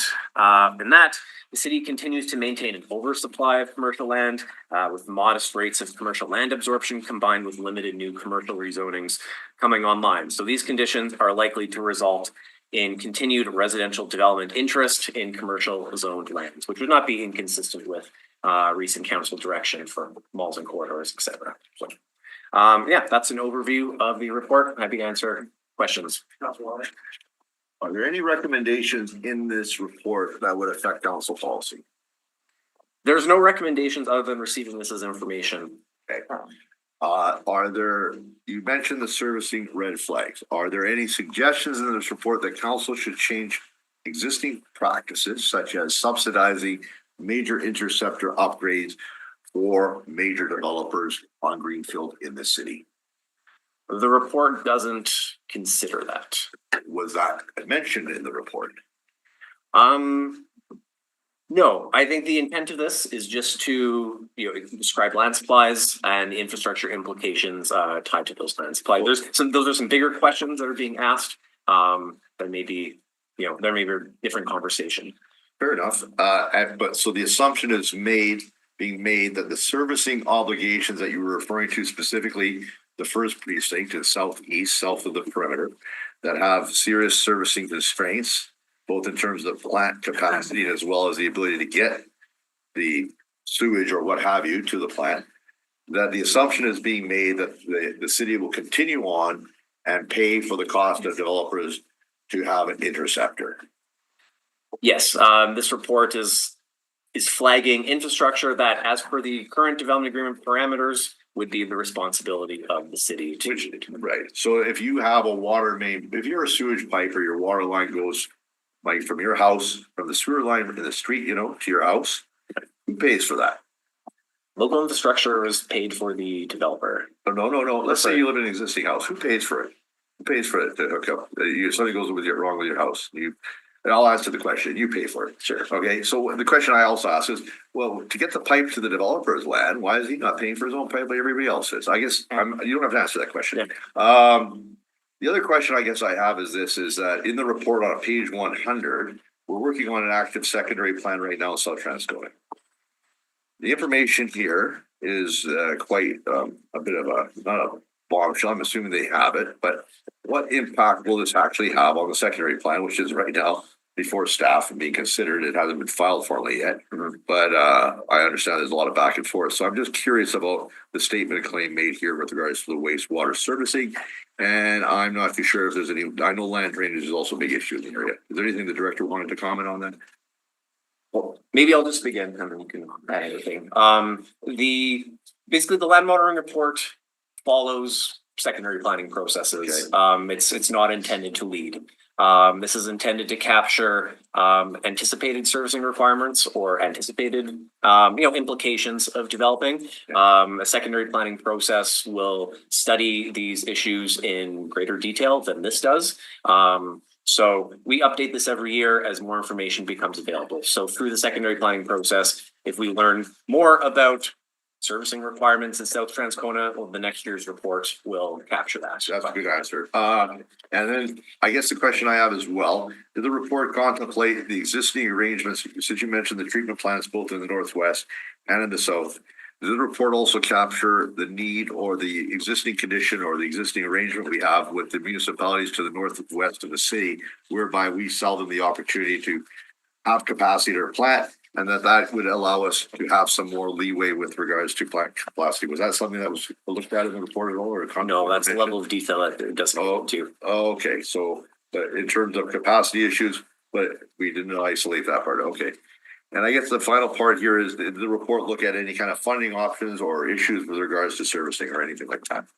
No, it does not. It doesn't do that. It's just land monitoring. So the land monitoring is what exactly in the sense? You're saying the what land is available based on what's coming online?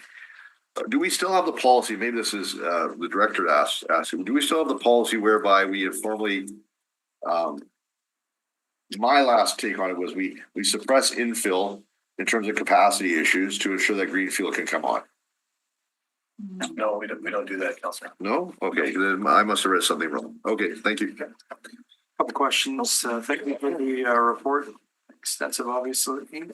Several, I don't want to call them concerns, but things that we need to be aware of regarding the South End treatment plant and future capacities. Could you walk us just through that of what it is exactly that means to the common person? Sure. No, I can. I should frame this correctly.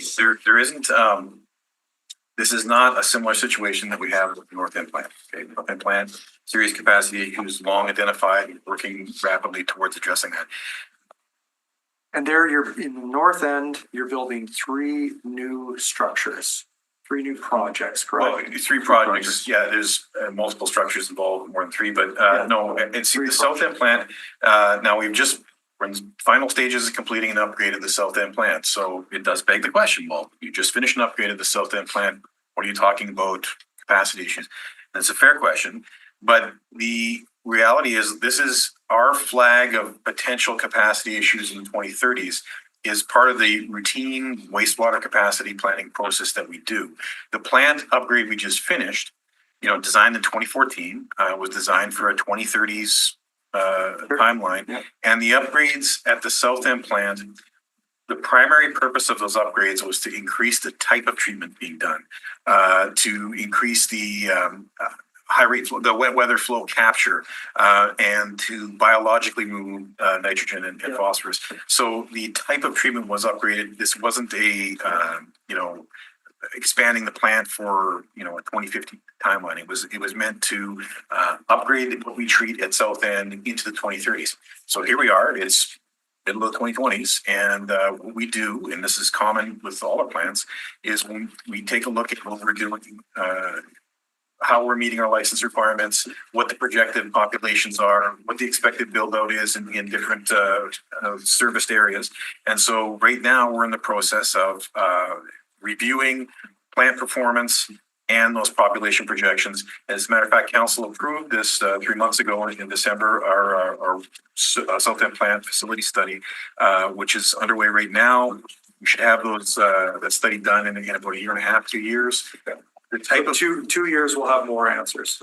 Yeah, we'll have the cost estimates. And so I also just want to frame the kind of capacity that we would need to add is not mega project level, doubling the plant, this kind of thing. It might be a modular increase, maybe an addition of a clarifier, or it might even be just addition to different equipment, or even operating the plant differently. But the actual study is looking at plant optimization, that gains capacity, equipment change out or equipment upgrade, that can increase capacity, or, the worst case financially would be that we have to maybe add a clarifier or another unit. So we get to that point where there is potential significant financial resources needed. So then back to you, Mike. Our shift would potentially be to the northwest.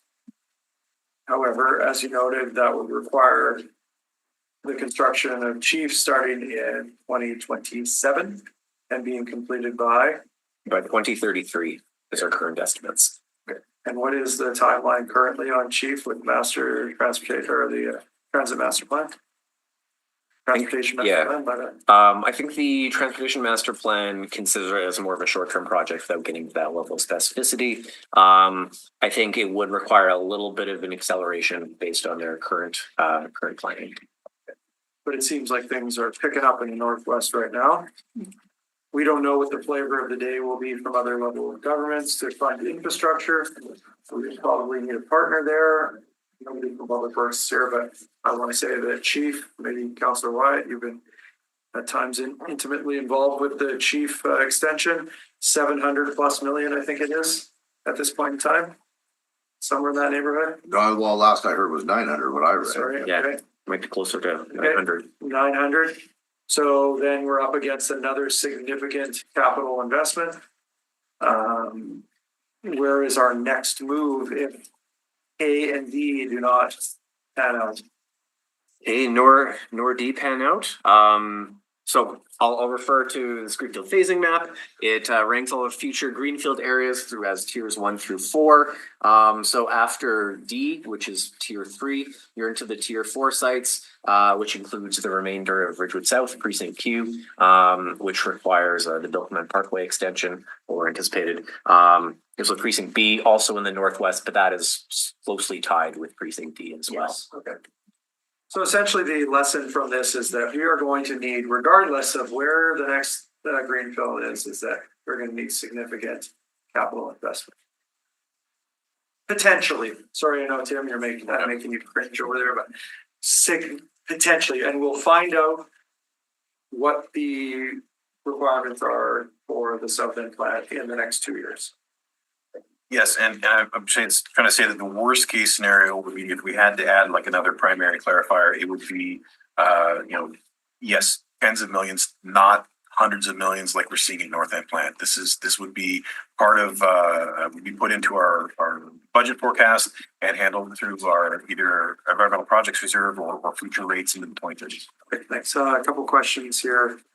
Councillor Santos. Okay, so I was never a big fan of the 50-50, 50% infill and 50%, Greenfield. Would this look very much different if we were doing 70% infill? Would we be looking at having to upgrade our South End treatment plant if we move that target to 70% infill? I guess would be my question. I don't know if you can answer that, but I don't know if this is the right answer per se from the development side, but certainly I just would remind everybody, like the South End plant's catchment area is more than just, Sage Creek sort of thing. It runs all the way up into the bottom part of River Heights. It's, South Osborne, a bunch of St. Boniface. There are infill effects that infill targeted areas that contribute to the plan. and during your 2-year study that you're going to be doing, can you take that also into consideration? Because I know we're going, I'm going to continue to promote 70%, that's in, clarification, but during your study, are you only going to be looking at 50-50?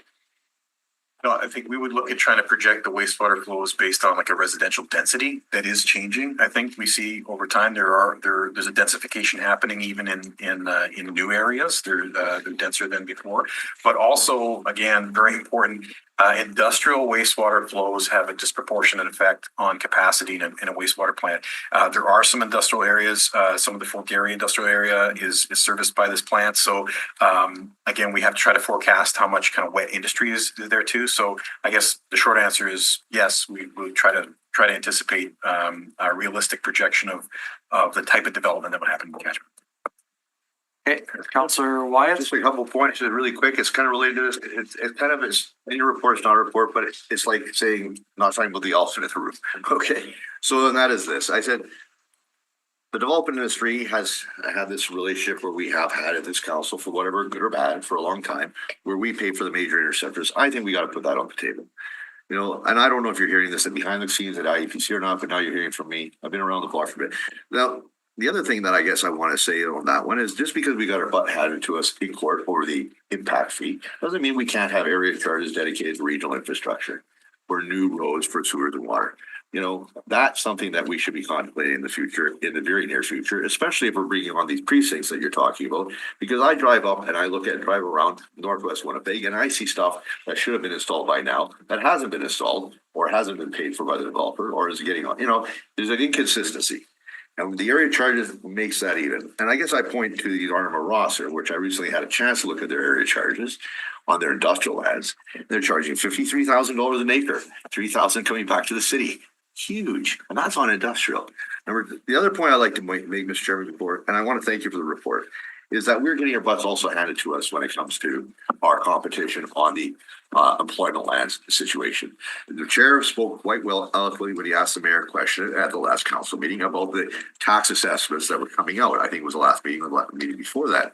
The real story behind that is the fact that the tax pie is shifting, right? And has been done for being done for some time. We're shifting we're moving away from a mixed tax pie where we have industrial and residential, right? Carrying the burden of the city, putting it more on residential. Why?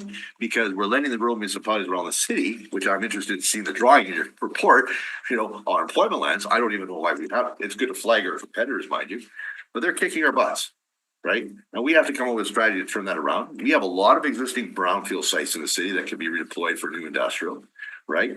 Or we have an existing industrial that we want to keep that's part vacant. I can take you to St. Boniface Industrial Park off of Dual Road and show you half the place is empty. So, and brand new buildings that have just been put on spec, they're still sitting empty. How do we get that turned around? Because if you want to bring taxes down on the property owners that they just got to send in the bill and they're all upset about it, that's just happening because of the shift from industrial employment lands onto residential more and more, right? And that's going to become more acute going forward. So I'm just throwing these things out. This is more commentary, and I would, and I know you guys are smarter than us, and you got to challenge us. You got to push back, and even don't worry about, us saying no. I mean, but push us with stuff because we need public policy tools, and just because the impact we got to contemplate another area charge policy that will not be challenged, overturned in the courts. One that the money stays in the area, and this is what it's going to. And guess what? The Springfield charge, or East St. Paul charges $15,000 single family lot. A lot. We were talking fraction of that for ours, $3,500, and I haven't seen anything stop up there. Matter of fact, that's where he's moving to. So anyway, what are my comments, Mr. Chair? Thank you. Do you have a mover here? I'll move it. Receive the information. For the long.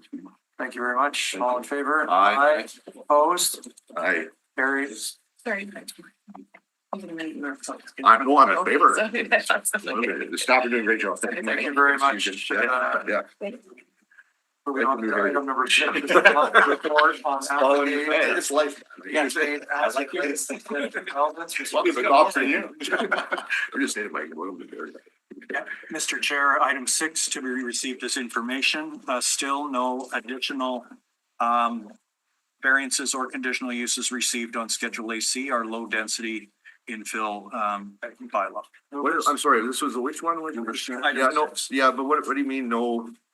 This report is where we were asked to provide monthly report backs on applications made for the as of right developments. Council wanted to know if people would come forward with a lot of variances for these 2-unit, 3-unit, and 4-unit developments. So this is not the mold and quarter stuff. No. Okay. And this is where the world was going to end. No applications for variances have been. We were up all night debating this. Yeah. Well, that's good. Sorry, all week. Yes, that's right. That's because Mr. Trump and Mr. Carney have done a number on our economy. But anyway, all right. We'll That's out of our back control. next one. Thank you very much. Do we have a mover to receive his information? So moved. Moved by Councillor Dobson. All in favor? Aye. Opposed? Carried. Item number 7, Center Plan 2050 actions. Yes, this is a report prepared by our downtown senior planner, Karen Cleaver. Karen has a handout for councillors. Thank you. It's reporting back on Center Plan 2050 actions and our collaboration with Center Venture. Councillor, how much, in the interest of time, how much time would you like me to take? I can do the full thing in about 7 minutes, or I can truncate it some. I like it. Downtown is really important. All right, I'm excited about downtown too. This is okay. Well, I will move things along though. 7 minutes on the okay. Yes, for sure. So Center Plan is the city's long-range plan for infrastructure and development, as you know, and this is also functions as our cross-departmental work plan. So the process of creating this plan and what we've done so far is really helping us work together with downtown partners and other city departments in new ways. So as you know, this is downtown is one of the key pillars of Council Strategic Priorities Action Plan, and now it's kind of time to get down and do some work. So Center Plan helps us envision the way changes to downtown over the next 25 years. The image that you see, slide number two is Waterfront Drive in the past, and this is a train yard, and this is actually one of Center Venture's first projects. So on the right is the street as we see it today. This street is the result of coordinated intergovernmental efforts, housing incentives, improvements to streets and parks, and urban design guidelines. So this, again, Waterfront Drive started over 25 years ago and it's still not finished. And that is the type of long-term plan we're thinking about or we're planning for. It's still not, I'm sorry for those. Can we just? Oh, yeah, there's still empty lots that need. Oh, that's what came out. The Yeah. the road is finished. The road is finished, Oh, yeah, okay. the development. Yeah, so after Center Plan was approved in September 2024, we obviously spent a lot of time preparing that Graham pilot. And after that flurry, we directed our attention to a different recommendation in the Center Plan admin report, which was to work with Center Venture on the 4 actions that are in front of you today. So the 4 actions that this report reports on involve working to fund plan implementation, improving coordination and collaboration for housing applications, redeveloping provincial surface parking lots and providing recommendations on incentives. So since these were written, obviously a lot has happened. We received half funding, the half office was staffed up, Center Venture got a mandate and a new CAO. So because of the Housing Accelerator Fund program, these responsibilities did shift as well. But long story short, this work is being done and we're really excited about it. And the report provides good updates on all of these actions, but it is not just an update, this report. So in the spirit of planning ahead, we're also bringing forward a work plan with the budget considerations. And so we are recommending a total of $7.7 million over a 4-year period. From where? To be recommended to the budget process in 2027, starting in 2027 to 2030. And this funding will be used to support Center Plan 2050 actions related specifically to livability, beautification, placemaking, and cleanliness. So the reason why this report is advocating for funding certainty over 4 years is because if we know there is funding, we can explore additional funding sources and lever those committed dollars to gather partners together. We say no? Just like we did with the Graham pilot. Pardon me? You said if we say no to the fund? No, if we can confirm funding Oh, I certainty. see. Yeah, over 4 years. So, we can gather these partners together just like we did with the Graham pilot, and where we took $250,000 from council and it levered over $500,000 of additional partners and investment. And that's the sort of thing that we're trying to do into the future. So I can take you through a few highlights. Obviously, we design and reconstruction of Graham Avenue is a priority, but the pilot as it is now is only a placeholder. So one of these budget considerations obviously involves redevelopment of 3 blocks of Graham Avenue in the long term to fulfill that Center Plan vision. So you can page yourself through the next few blocks that just basically give an idea of what we're talking about here. So the vision by the True North blocks by True North Square and the arena involves extending that level of True North Square to create more of a celebration space for events and also enable better pedestrian flows to and from Canada Life Centre. I believe Councillor Dobson spoke about that in the Free Press, so it's great. Again, these are just artist renderings of sorry, Duncan. My apologies. I know. Do you worry? We all look the same. We all look the same. We mix up all the time, don't worry. That's funny. I had this all prepared, and my ad hoc stuff just isn't gonna work today, apparently.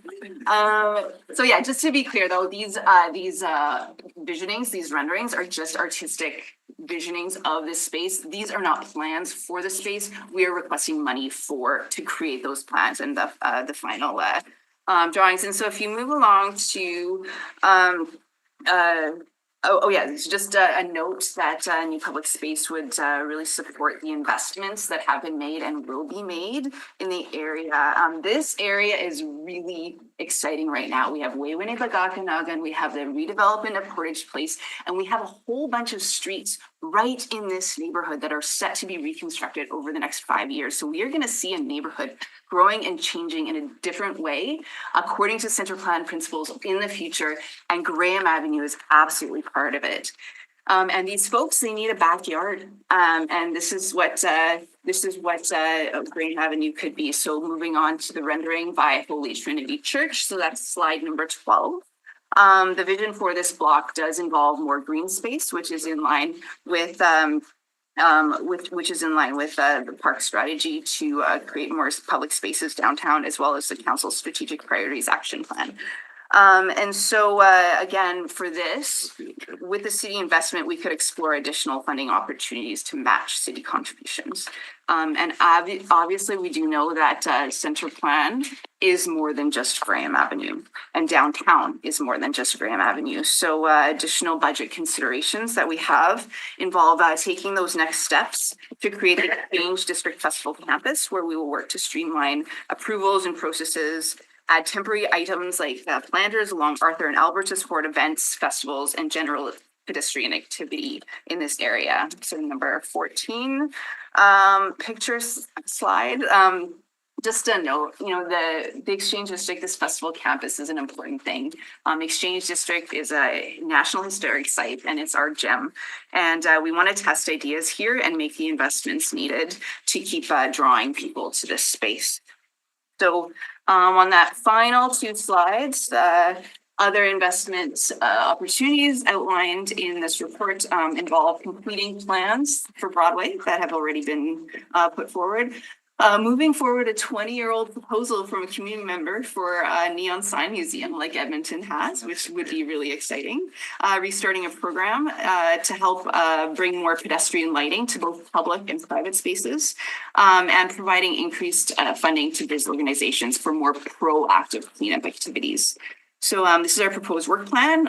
We are also recommending in this report that the downtown planning team, center plan team, report back annually to council on actions and put forward a rolling work plan. So always looking into the future so that we can stay on top of things, grow our programs and also be proactive, not just reactive.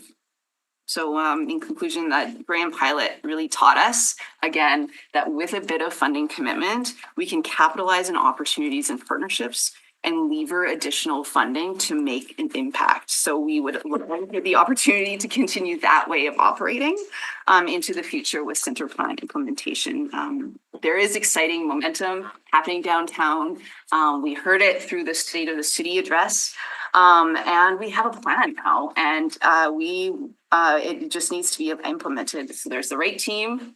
I think the mayor said this too, the right team, the right partnerships in place, and with the investment, we can continue building this momentum and continue what's happening. So Councillor Santos, our downtown councillor, one of. So I remember coming out in the public hearing and criticizing the Graham Avenue. Please don't take this the wrong way, okay? I'm just going to get a little bit on my soapbox. I know you've done some amazing work on this.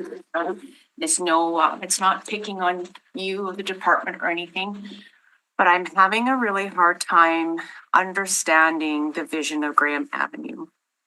When you look at this certain area, there is no shops. There's no front businesses. You know what I mean? When you want to create a pedestrian corridor, you need to offer storefront amenities, whether that's clothing stores, coffee shops, or whatnot.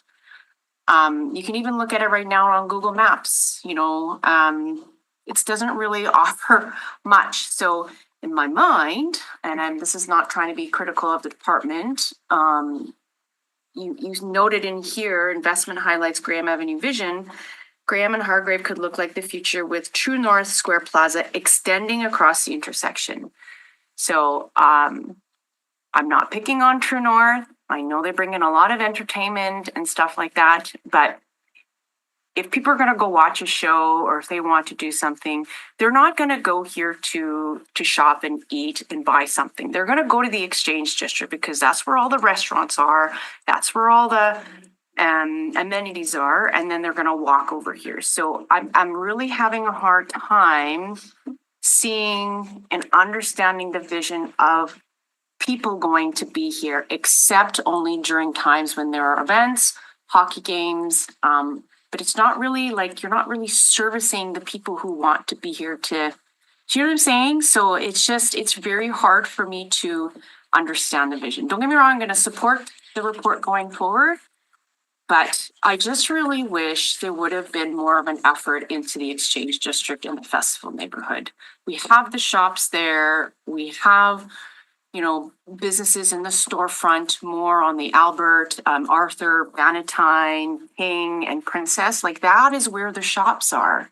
That is where people are going to be in the evening, and then they go to the theaters district, and then they go to, you know, the hockey game.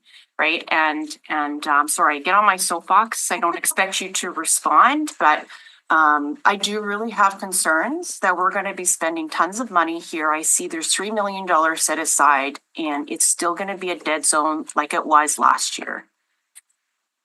I'm just putting my comments out there. I'm being very candid about it.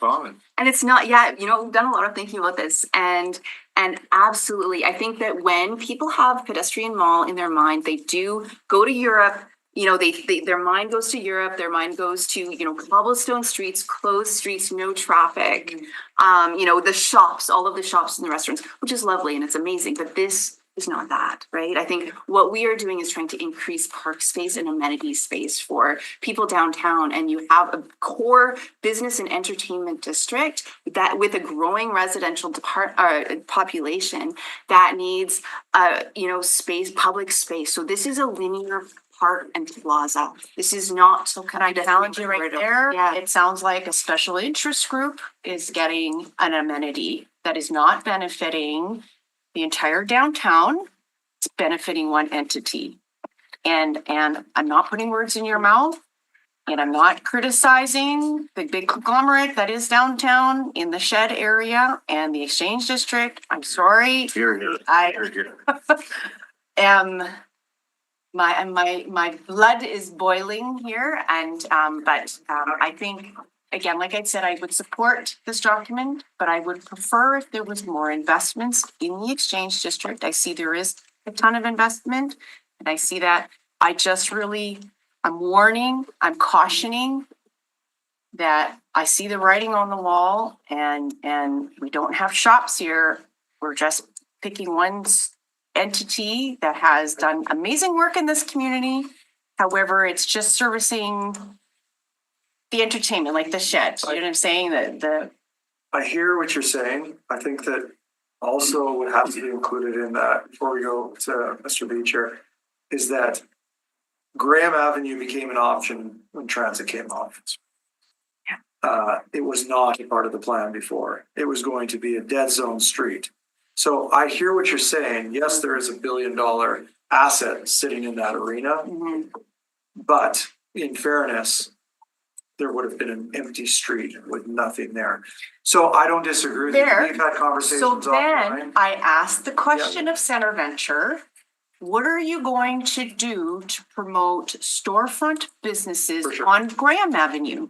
Yeah. She came up with some kind of plan. So if this is going to be successful, why aren't we going to be seeing more storefront businesses instead of like, you know what I'm saying? Yeah, like I agree. that needs to happen too. If this is going to be a successful model, then you know, streets for people, I totally get it. But I think people will, because we heard from the businesses, the fact that no buses are on there, it has dropped. They did not make any money when this was closed. They didn't make any more money. They lost money because there was no pedestrian there because of the transit come off. So I don't mean to push back a little bit on you, Mr. Chair. However, when we're hearing businesses losing money, even when the Graham Avenue was closed last year, they didn't make any money. People didn't go there. It was a dead zone already. Mr. Chair and Councillor, yeah, the key issue there was transit was coming off that street. And so what do you do with that street? it was closed just for transit. So what do we do to animate that Open it. street?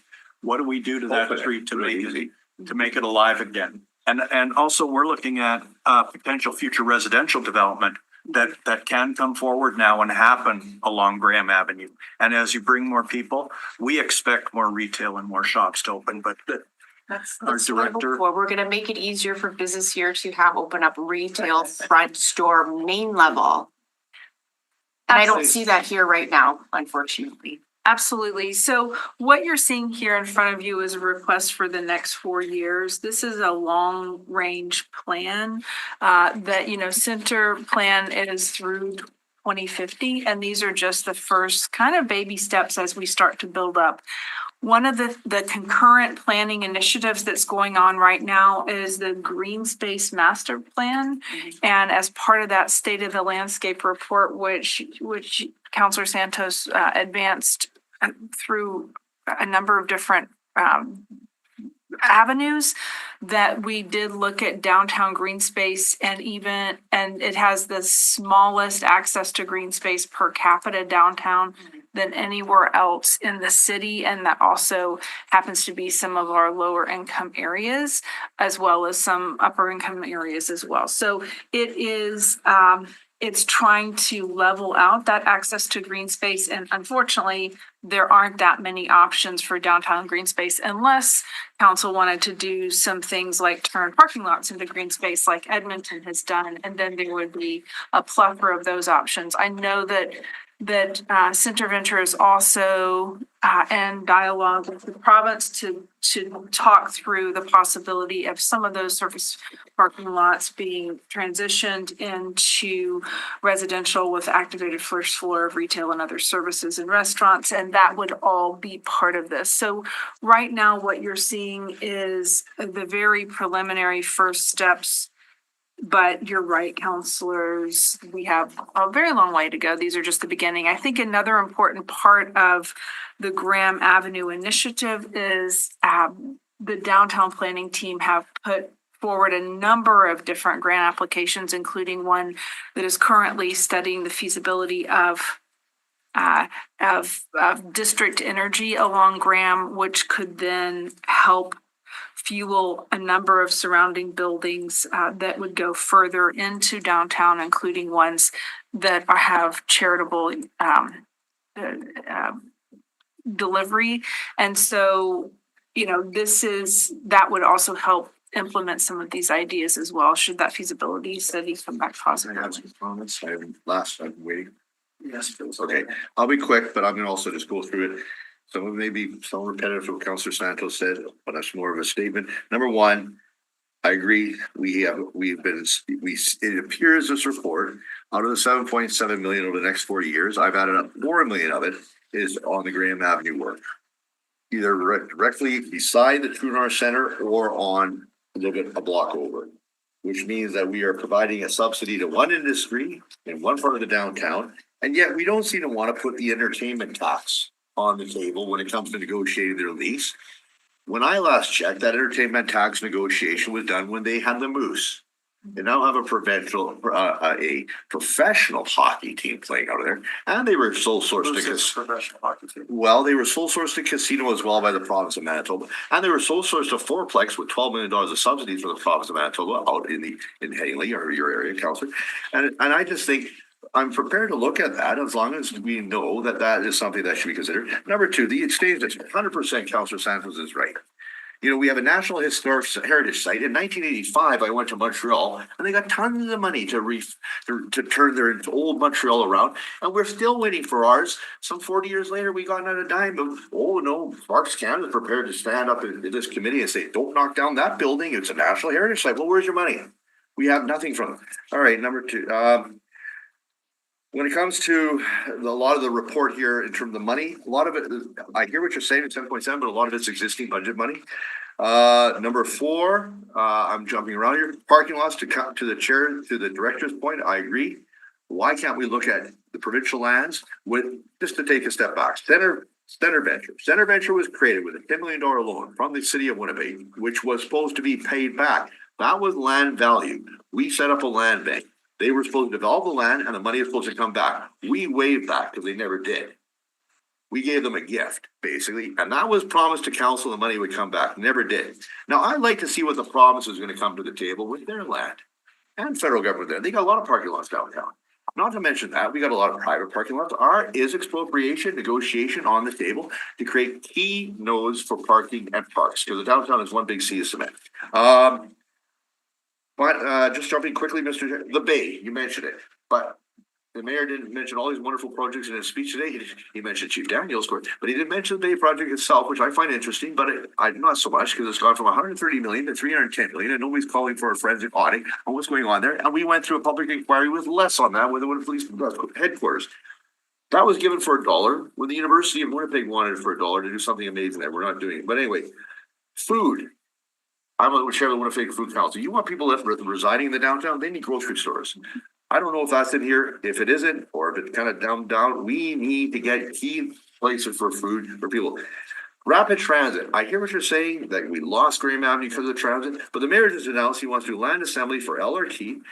That's a huge boom for the downtown. The question is, where are the lines coming in?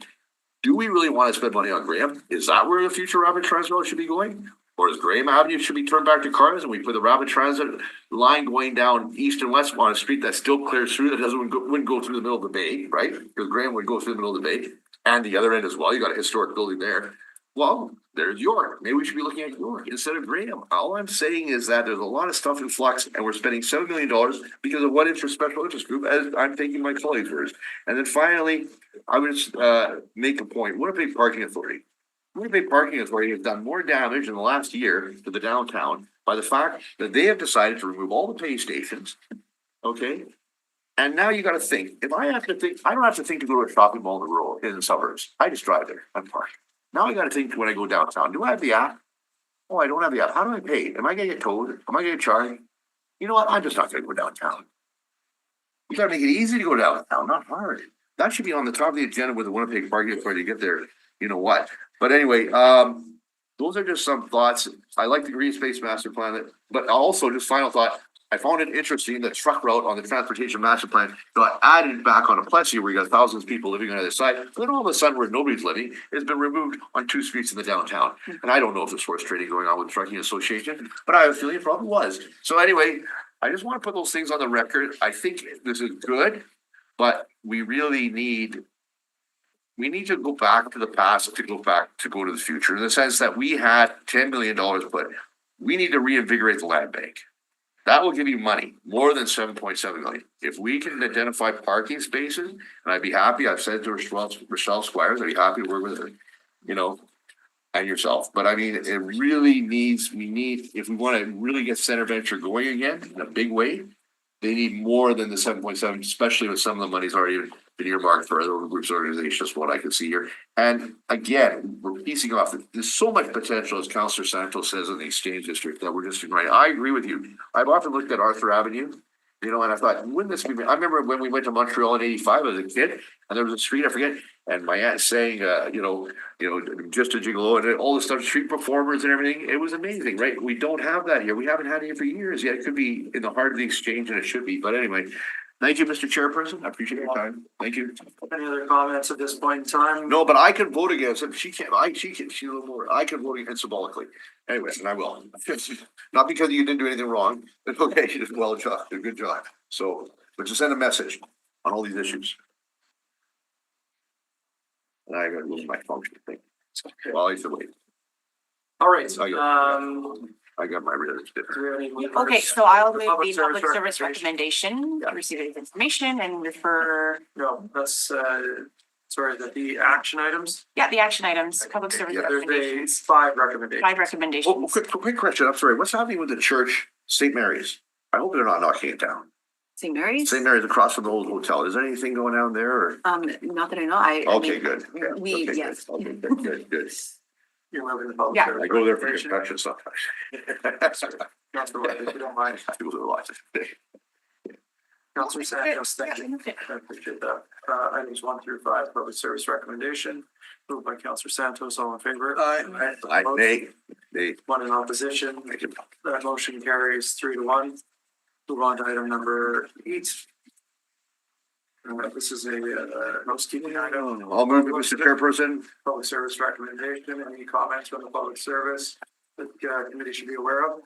No, Mr. Chair, housekeeping item, fixing an error on a previous approval. Councilor Wyatt moves, all in favor? Aye. Aye, opposed, carried. Item number 9 is our end-to-end review development process. Winnipeg Public Service has 2 recommendations. We want to hear from the public service on this. Yes. Thank you. Alyssa Rappaport and Elise Finnegan are here from the Housing Accelerator Fund office to discuss. Copies, you can read it. Good afternoon, Chair and council members. I'll pass it over to Elise, but just as a sort of background, the Housing Accelerator Fund team project managed this project, the end-to-end review of the development process in partnership with PPD, Public Works, and Water and Waste, and legal. And I'll pass it over to Elise to give an update and summary of the report. It's before you. Thank you, Lissy. Good afternoon, councilors. So yeah, I'm here to speak to the end-to-end review of the development review process, which was undertaken as part of HALF Initiative 7. So I've prepared a very short presentation, max 5 minutes, I promise, that I'm going to walk you through. So we'll start on the next page. So as background, this project was scoped to provide a full 360-degree operational review of the city's development process from application intake to approvals and follow-up with the goal of making the process more efficient and effective. We hired KPMG in early 2025 to undertake the work.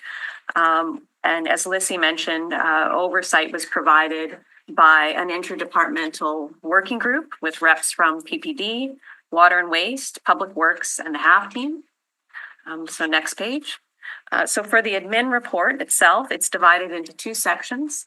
The first part provides a summary of KPMG's final report, and the second part provides considerations for next steps regarding implementation. Next page.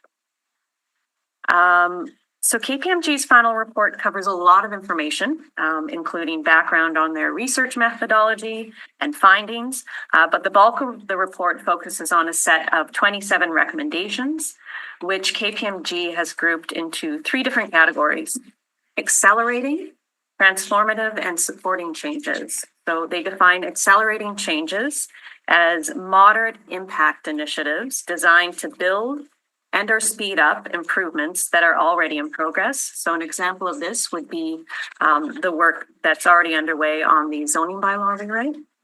Transformative changes are defined as high impact initiatives that require significant effort to implement and will fundamentally shift the city's service delivery model. So an example here would be their recommendation to establish a planning commission. And finally, supporting changes are, it's KPMG's. These are all about KPMG. Where's that in the report? It's recommendation number 16. Great. So finally, supporting changes are moderate to high impact initiatives that serve as essential prerequisites for unlocking larger organizational value. And so an example here is the work that is already underway with UDI to do a more in-depth review of the postal approval process for subdivision and rezoning applications. Next page. So the second part of the admin report looks at next steps and implementation. Here we provide a summary of a high-level assessment the project working group undertook in early January to determine how best to proceed with implementation. While full implementation of all the recommendation will require significant time and effort, through our assessment, we determined that many of the accelerating changes are underway, and there are other quick wins that we could get started on or implement in 2026. Next page. So specifically, we identified 7 recommendations that were either implemented or addressed in the past year. Examples include the work on the comprehensive zoning bylaw rewrite, the digitization of development applications, and the introduction of the rapid response process in Water and Waste for development inquiries.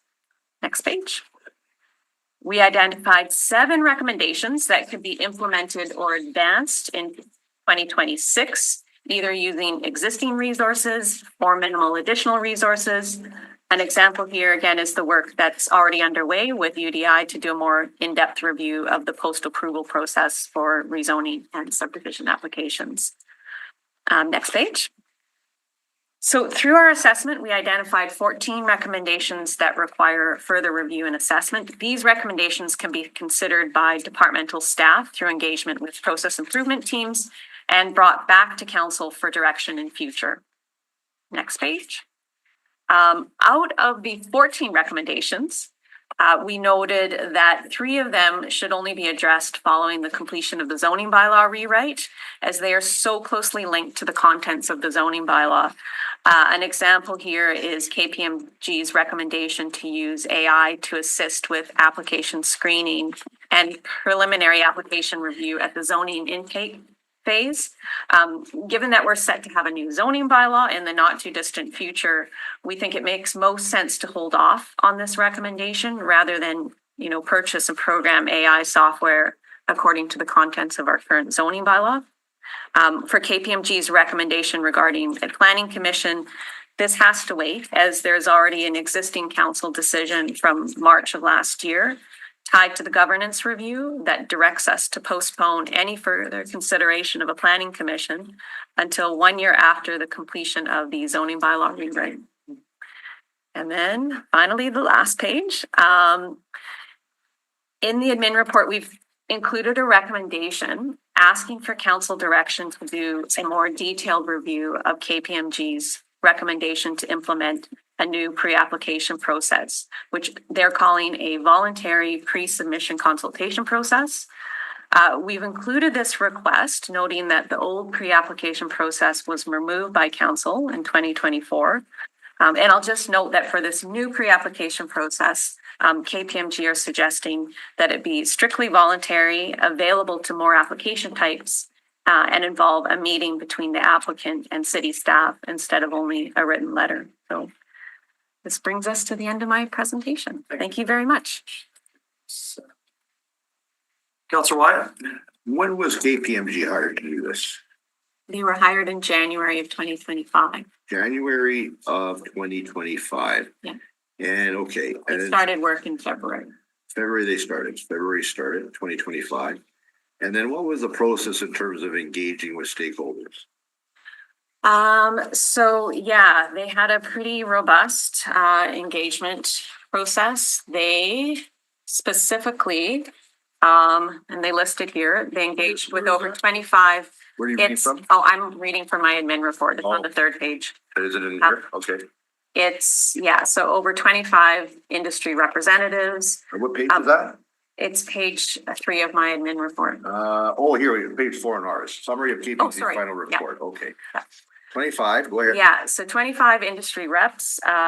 They also engaged with the province of Manitoba, Manitoba Hydro, Terranet, 55 plus city staff at all levels across multiple departments, elected officials, as well as reviews of 130 plus city documents. And then they also did a global leading. And how did they engage with the elected officials?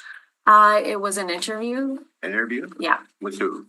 It was the reps from all of the standing policy committees whose departments were kind of key to the development review process. So no members of council outside of that? No. So no members of council were involved in any of this process? Well, aside from. Other than the chairs of the committees? Okay. Well, now I know what to do on this.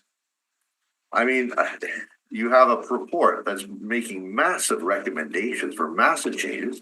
You have members of council who have been on this committee for a decade plus. And KPMG didn't bother to pick up the phone and talk to us.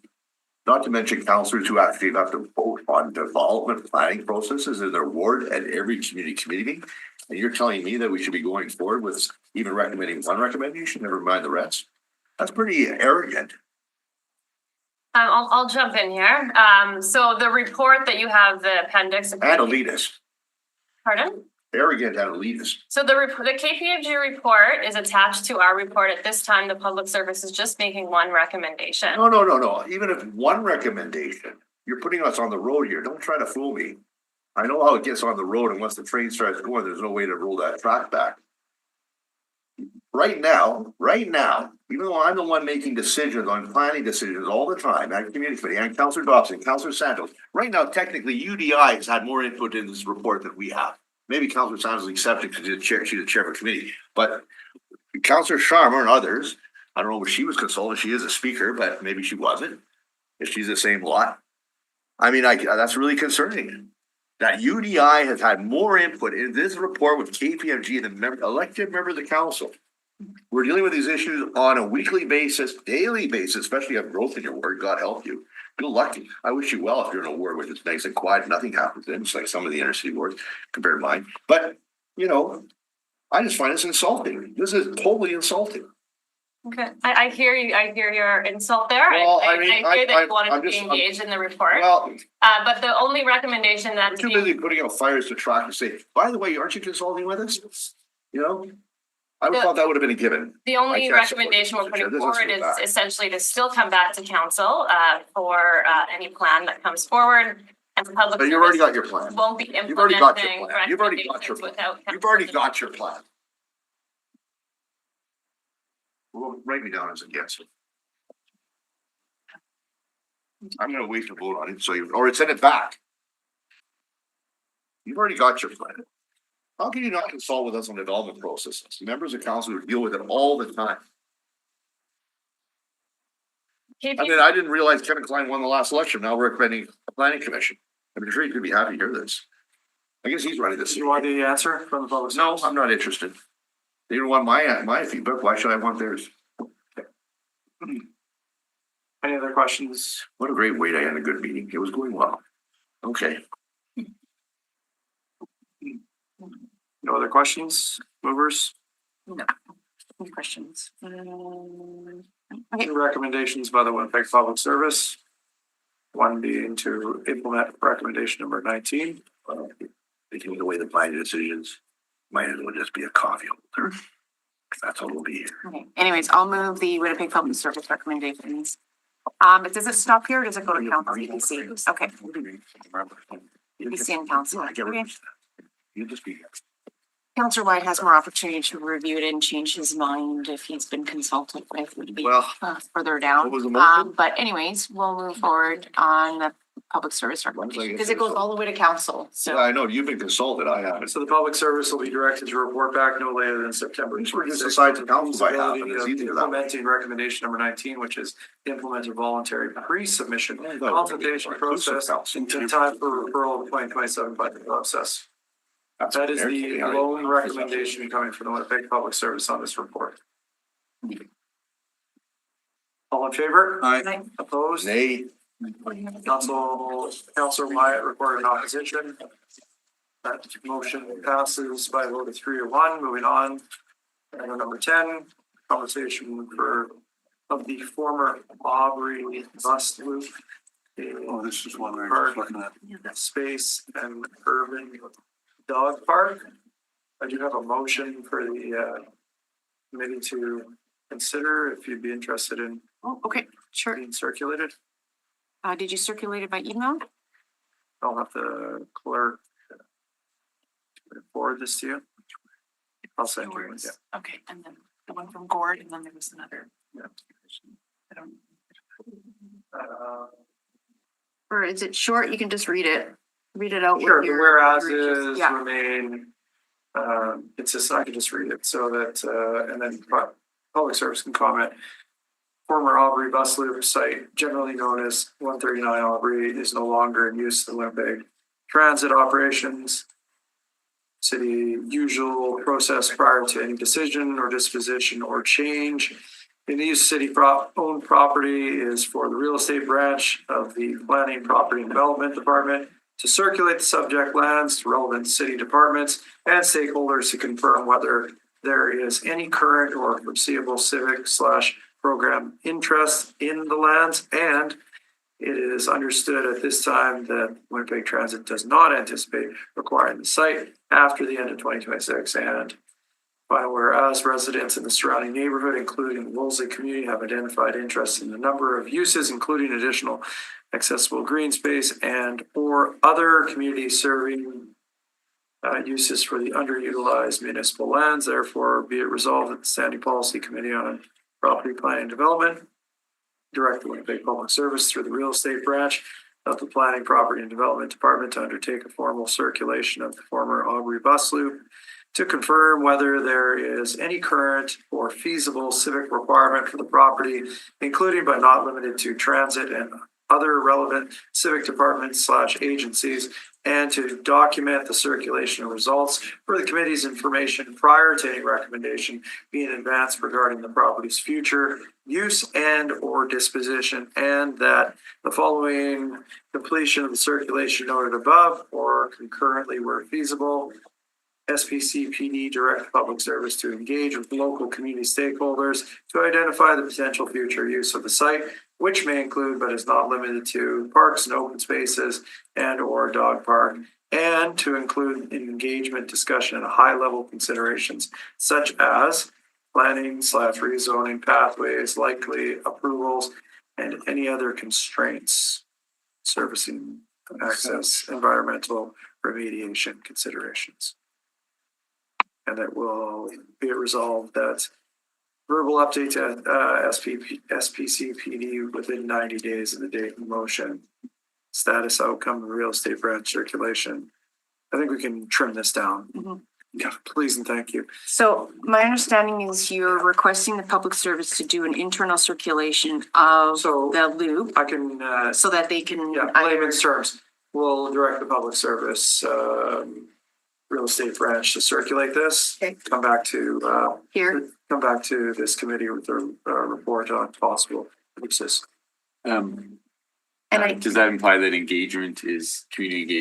I don't know that would that not be premature? Because I I'm- not want to know what. Well, and then it's like community engagement, that costs a lot of money. Yes, okay. Right, and it's like, who's I gonna be would like to responsible hear for from the department what the possible for the uses community would be. consultation? For city services first. Yes. Yeah, so they can come back to committee, then we can put a request up to council for public engagement at that point in time, and council can consider it. So I apologize, I'll withdraw my motion that I read, and I will just keep it simple to say direct the Winnipeg Public Service through the real estate branch of the Property Planning and Development Department to undertake a formal circulation to find out possible usages of 139 Aubrey Street. Yeah, that's better. Is that anything else? That's clear. When you say possible usage, you want to find out if any of the departments are interested in. I understand what, Okay. yeah, I get what the point is. So Are we'll you find gonna a report back in writing or a verbal report? verbal 90. Yeah, that'd be Verbal great. in 90? Verbal in 90, great. Okay, so that's the amendment. And does this, I'm assuming this has to go all the way up to council then because there's amendment, or can it stay at this committee direction? If it's just a review and report back, like if the public service is simply reporting back to this committee, that. Does it need to go to council? No, this Okay, came from a community committee, not a referral. Okay, I can move that amendment on behalf of the chair. Can I just confirm that the direction is for the public service to undertake a formal circulation of the former Aubrey bus loop lands at 139 Aubrey Street to determine Civic uses? any possible further use? Interest in use? To determine interest in, The site okay, just to determine interest in the site and use. Use. Okay. Is that for civic use only, or is that for public? We'll circulate for civic use and then we'll contact parks and planning to determine potential uses, other potential uses for the site. And report back and provide a verbal report back to the standing committee in 90 days? Yep. Okay. Because the original disposition, she wanted it to be park land, so they'll have to be consulted if they're interested in taking it as park land. Maybe see what we come up with. Okay, so thank you, Councillor Santos. Yeah, I can move that amendment. All in favor? Aye. Opposed, carried. Thank you very much.